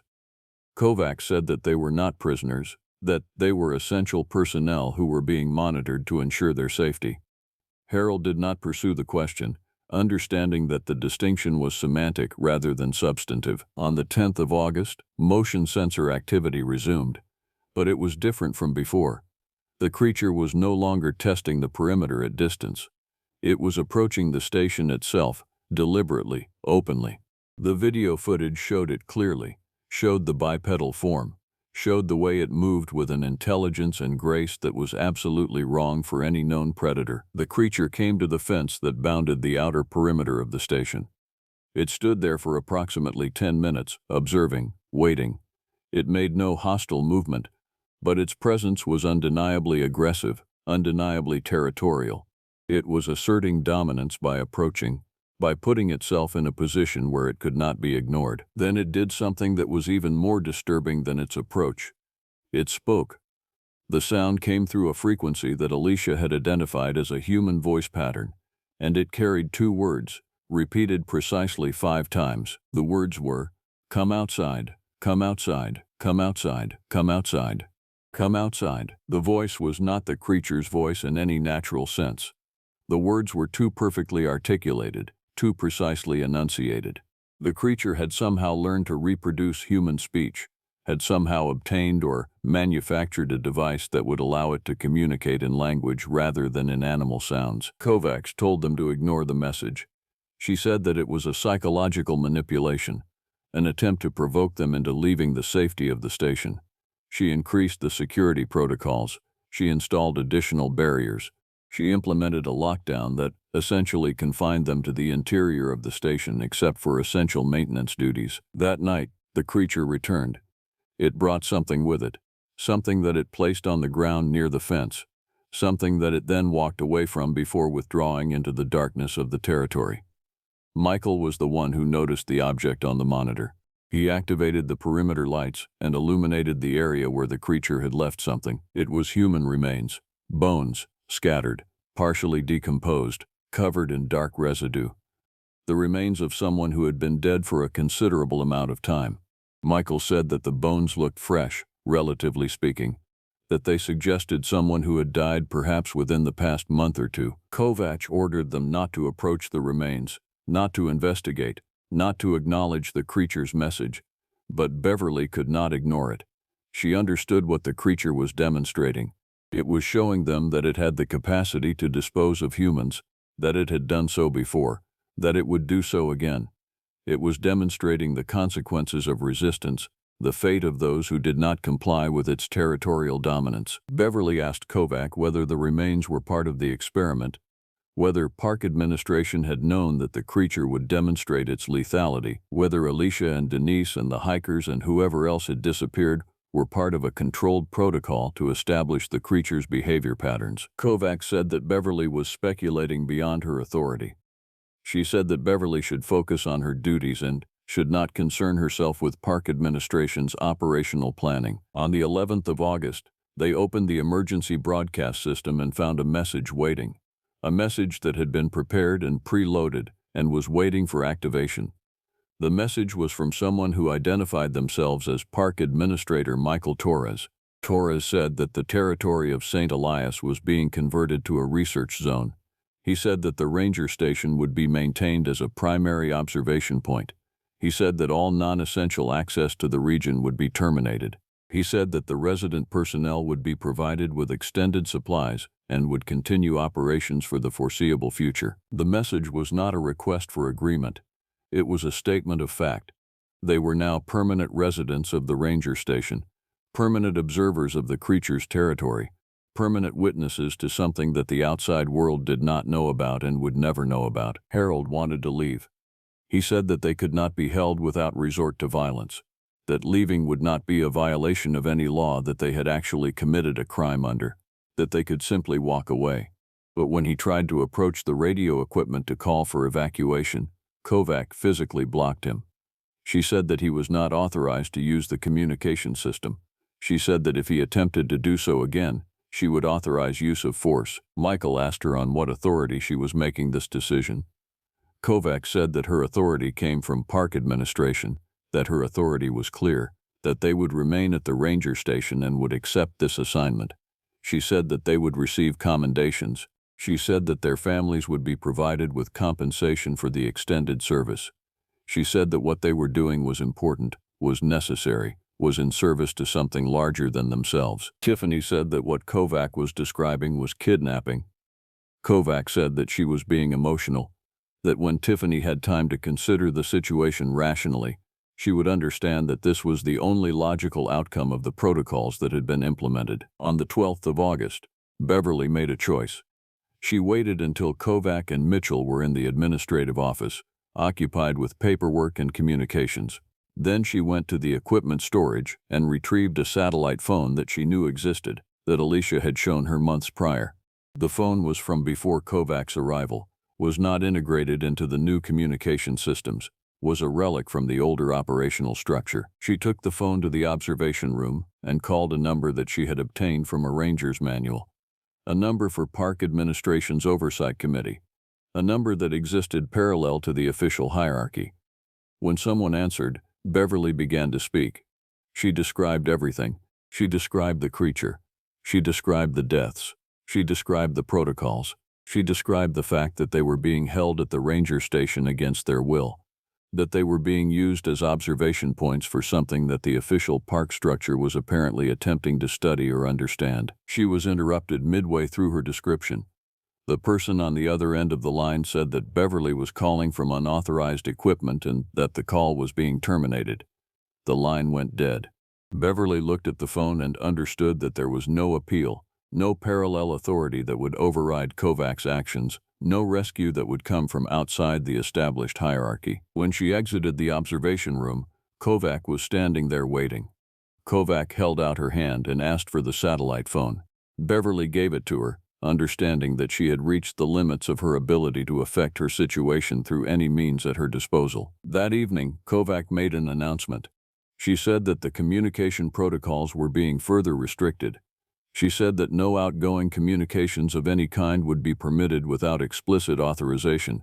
She said that the ranger station's role was observation, was witness, and that the purpose of observation was nullified if the information being gathered was communicated to unauthorized parties. Michael asked if they were free to leave if they desired. Kovac said that they were free to leave the station at any time. She said that if any of them chose to leave, however, they should understand that the territory beyond the fence was inhabited by a predator that had demonstrated significant lethality toward humans. She said that the choice to depart was available, but the consequences of that choice would be their own responsibility. The implicit threat was clear. The creature was being allowed to patrol the perimeter, was being encouraged, in fact, to maintain its territorial dominance. The ranger station was the only safe place in the region, and that safety was contingent upon remaining inside the fence, on accepting their role as observers and prisoners. In the days that followed, the creature increased its activity. Every night, it would approach the perimeter. Sometimes it would approach directly, allowing itself to be filmed. Sometimes it would approach from unexpected directions, testing different sectors of the fence. Sometimes it would broadcast the same two words through the audio system. Come outside. Come outside. "Come outside." Beverly began to understand the creature's intention. It was not trying to break into the station. It was trying to break their will, to convince them that resistance was futile, that accepting the situation was the only logical response to their circumstances. It was conducting psychological warfare, was using their own fear and isolation against them, was applying pressure on them to accept their captivity. On the 15th of August, Tiffany stopped responding to direct communication. She would perform her duties, but she would not speak beyond what was necessary. She would eat when food was placed in front of her, but she seemed to be consuming it automatically, without experiencing the act. Beverly recognized the signs. Tiffany was beginning to break under the psychological pressure. The night of the 16th of August was clear and cold. The motion sensors registered high activity, the creature moving through the perimeter with increasing frequency. Tiffany sat at the observation window, watching the footage in real time, watching the creature circle the station again and again, never attacking, never attempting to breach the fence, but never ceasing its approach and withdrawal. At approximately 0200 hours, Tiffany stood up. She walked to the door of the ranger station. She opened it. She stepped outside. Beverly tried to stop her, but Tiffany was already moving toward the fence, toward the creature that was waiting just beyond the electrical barrier that supposedly protected them. The creature saw her and paused. It stood still, observing, evaluating. Tiffany did not run. She did not attempt to escape. She simply walked toward the fence with an expression of profound exhaustion on her face, as if she was finally accepting the only conclusion that made sense given the circumstances. Kovach had appeared in the doorway, and she made no move to stop Tiffany. Neither did Mitchell. They watched, and Beverly understood that they had been expecting this, that they had anticipated that one of them would eventually reach the limit of their endurance, would eventually choose the creature and the unknown beyond the fence, rather than the captivity and the waiting that existed inside. Tiffany reached the fence. The creature approached from the other side. Beverly expected violence.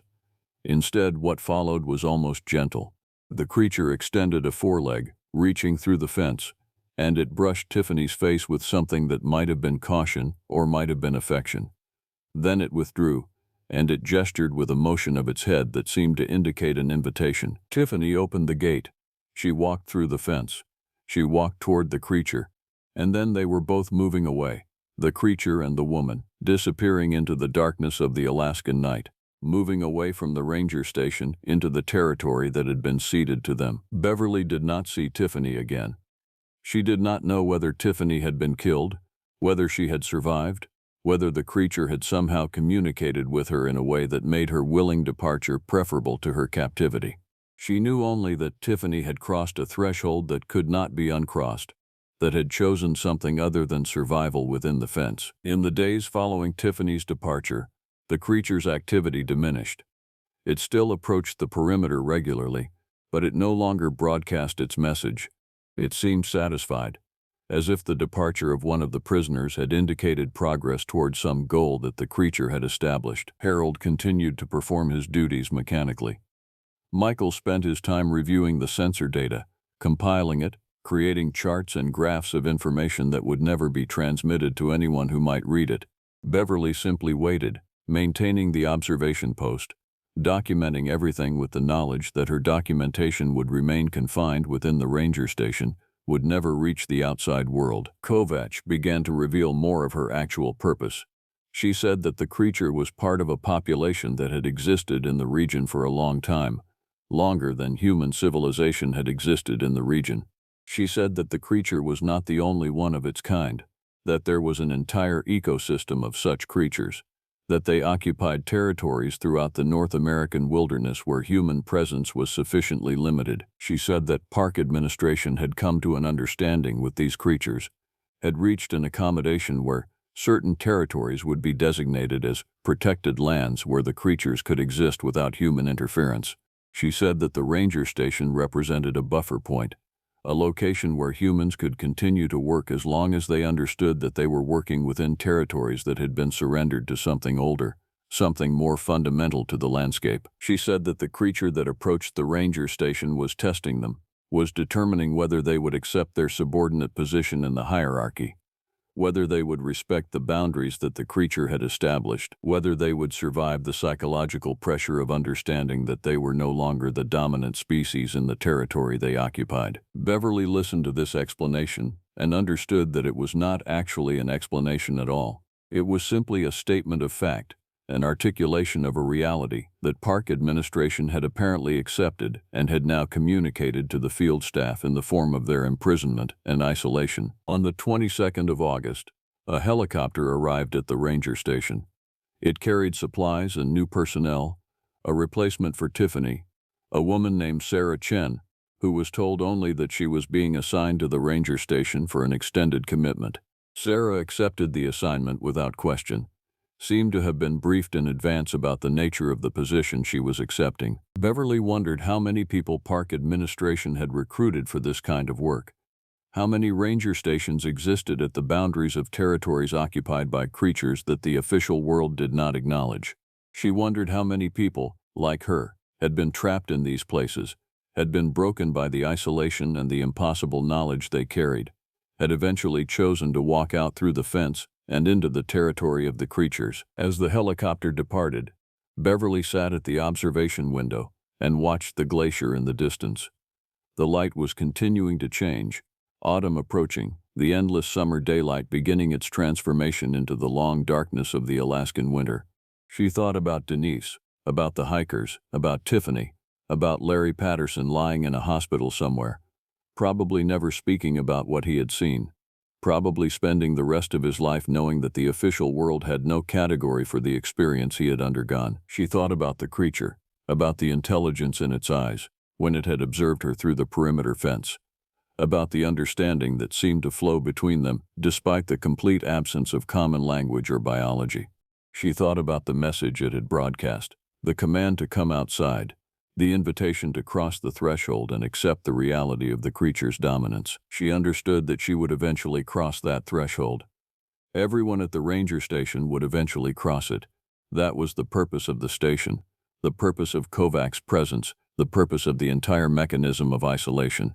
The creatures were testing humanity, were determining whether humans could accept subordination, whether humans could learn to respect boundaries, whether humans could exist in a world where they were not the apex authority. And somewhere in her chest, in some place that she did not want to examine too closely, Beverly recognized that part of her was beginning to understand the creature's perspective.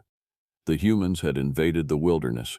The humans had drawn their parks and their stations and their trails, had claimed territories that had not been theirs to claim.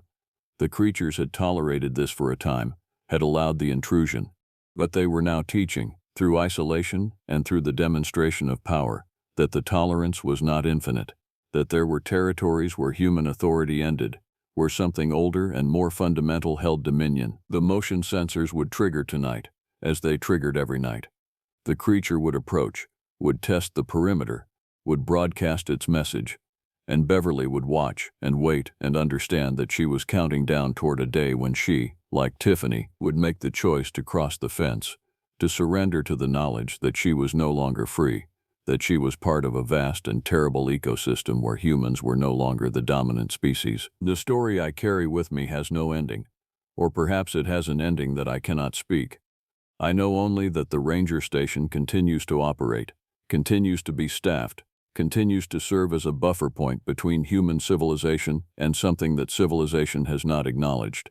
And I know that in the darkness of the Alaskan night, in the territories marked on maps as national parks and wilderness reserves, something watches and waits and draws humans into encounters that will break them or change them or both simultaneously. There is a protocol now, called the St. Elias Protocol, for how these places are managed, for how the knowledge of them is contained, for how the people who work in them are slowly broken and eventually surrendered to the territories they are supposed to manage.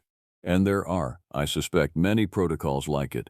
Many places like St. Elias, many ranger stations where the boundary between human authority and something else has been crossed, has been acknowledged, has been formalized into the machinery of bureaucracy and control. If you find yourself working in wilderness management, if you find yourself posted to a remote location with inexplicable protocols and isolation, if you find yourself experiencing encounters that do not match the official categories of animal behavior, then you will understand what I am describing.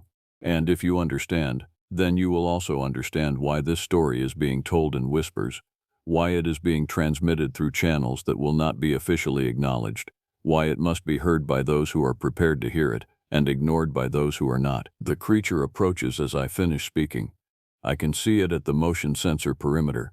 It is watching the ranger station, watching me, understanding that I have finally articulated the knowledge that has been building in my mind since the day Larry Patterson described the thing he saw on the ridge. Soon, I suspect, the creature will approach with its usual message, and I will have to make a choice.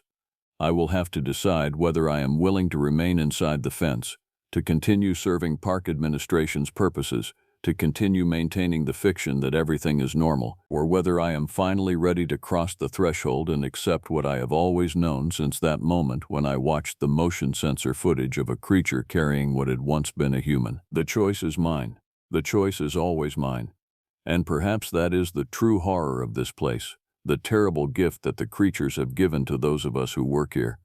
The choice to remain imprisoned or to surrender to the reality of territories that are no longer ours to command. I think when I finally cross that fence, I will understand something that the outside world can never understand.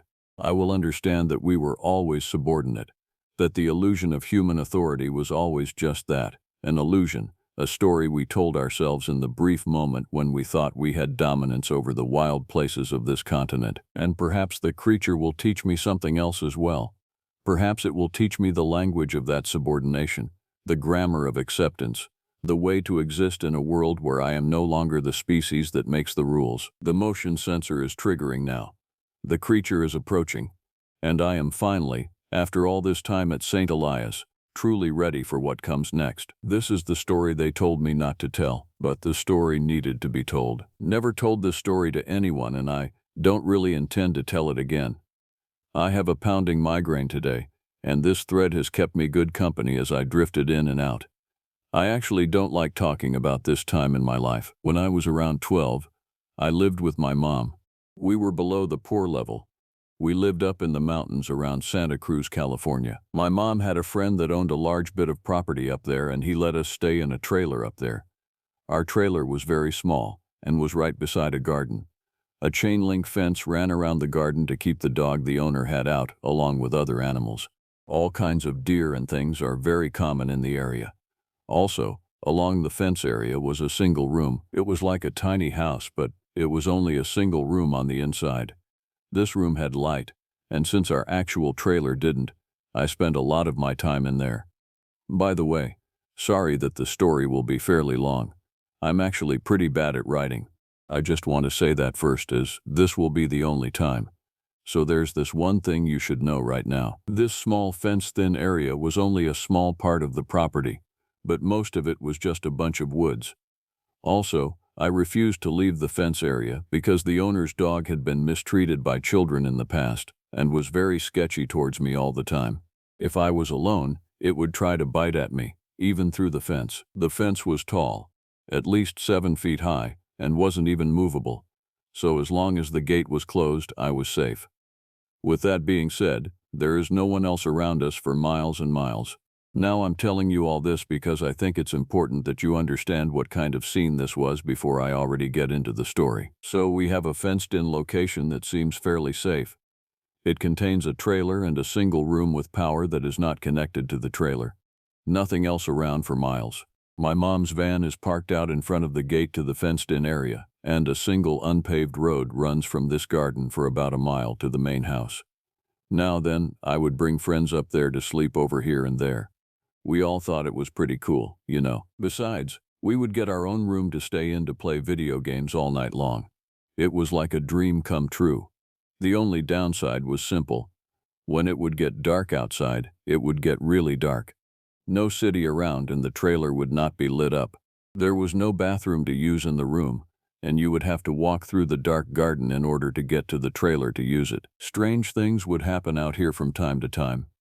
It was always something that could be somewhat easily explained the way, though. Noises like people working at night, or once me and a friend were sitting out in the garden and we saw a shadow as big as a small bear bound up a tree, but the tree didn't shake like there was weight on it. The dog also creeped me out, but, you know, angry dog, and I was a kid, it happens. Now, I do get scared pretty fast. I always been that way. For example, I have trouble walking through a lit house if I'm alone. My friends, however, tend to be more outgoing, just the kinds of people I get along with. This time, I had a friend over. His name was Jacob. We were staying up all night and playing Sonic the Hedgehog 3 on my Sega Genesis. We started playing as the sun went down, and by the time we were finishing up the game, it was around 2 a.m. That's when we heard it. We turned off the game, getting ready to find something else to play. There was a rumbling in the woods behind the room we were in, like somebody was rolling something really heavy around. We hadn't heard it before because the noise from what we were playing was loud. I immediately got goosebumps. Jacob was not really worried about it. But it's not like there was someone else's house a yard right over there. It was just a forest. For miles. And it sounded like someone was constructing something or some shit, dragging and rolling something really heavy. Eventually, Jacob convinced me to just play some more games. I agreed on the condition that we turn the volume down so we could hear if something happened. We started playing, and I didn't even notice that the noise had stopped because I was into the game. A couple hours later, Jacob said he had to use the bathroom. I was feeling fine by then, so I was fine when he left to the trailer to relieve himself. He was taking a while, so eventually, I decided I was going to go check on him. Besides, I could use the bathroom and grab a snack while I was at it. I got up and opened the door to leave. And when I opened it, he was just standing at the doorway, right outside the door, facing it. It scared the shit out of me. That's when I asked what he was doing. And he just stood there, blocking the exit. I realized he must have sneaked up to the door because I could hear him walk away from the room. But I hadn't heard him walk back up to it. It was super quiet out there without the noises of the city. I should have been able to hear, but he refused to say anything or respond. He just stood there. I told him he was really creeping me out, but it wasn't like him to try to scare me like this. Finally, I decided to just go to the trailer and use the bathroom myself. I told him what I was going to do. Then I moved past him. But when I pushed him out of my way a little, his skin felt freezing to the touch. I jumped a little, but it was a cold night, and he had been standing out there for like 30 minutes. So I figured that was to be expected. I walked as quickly as I could over to the trailer, and that's when he followed me, like right on my tail. It was unnerving. I joked a little, saying that he already surprised me by scaring me at the door. The joke is over already. Finally, I got to the trailer and walked in. He didn't follow. He just stayed at the doorway. Now, I want you to picture this.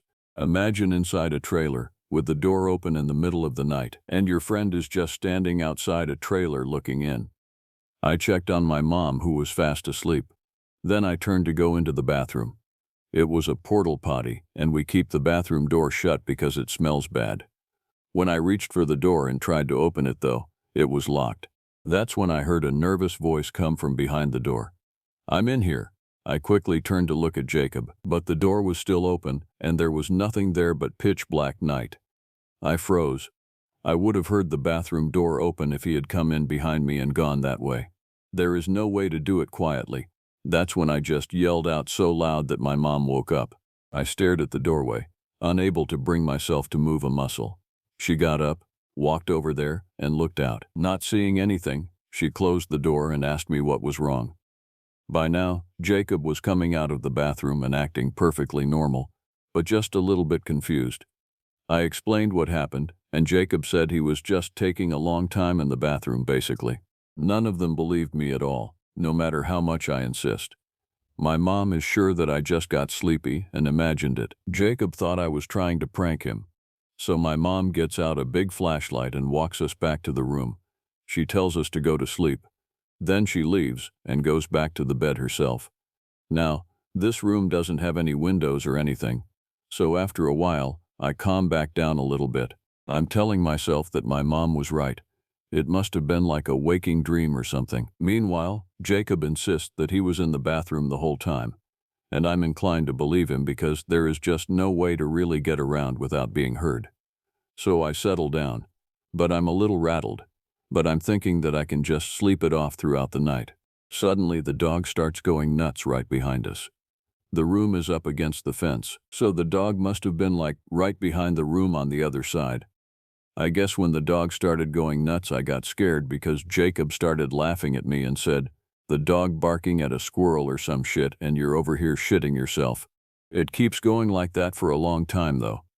Suddenly the barking stops and gets replaced by whimpering. We hear the dog run away. There's about 45 seconds of silence before we hear something new.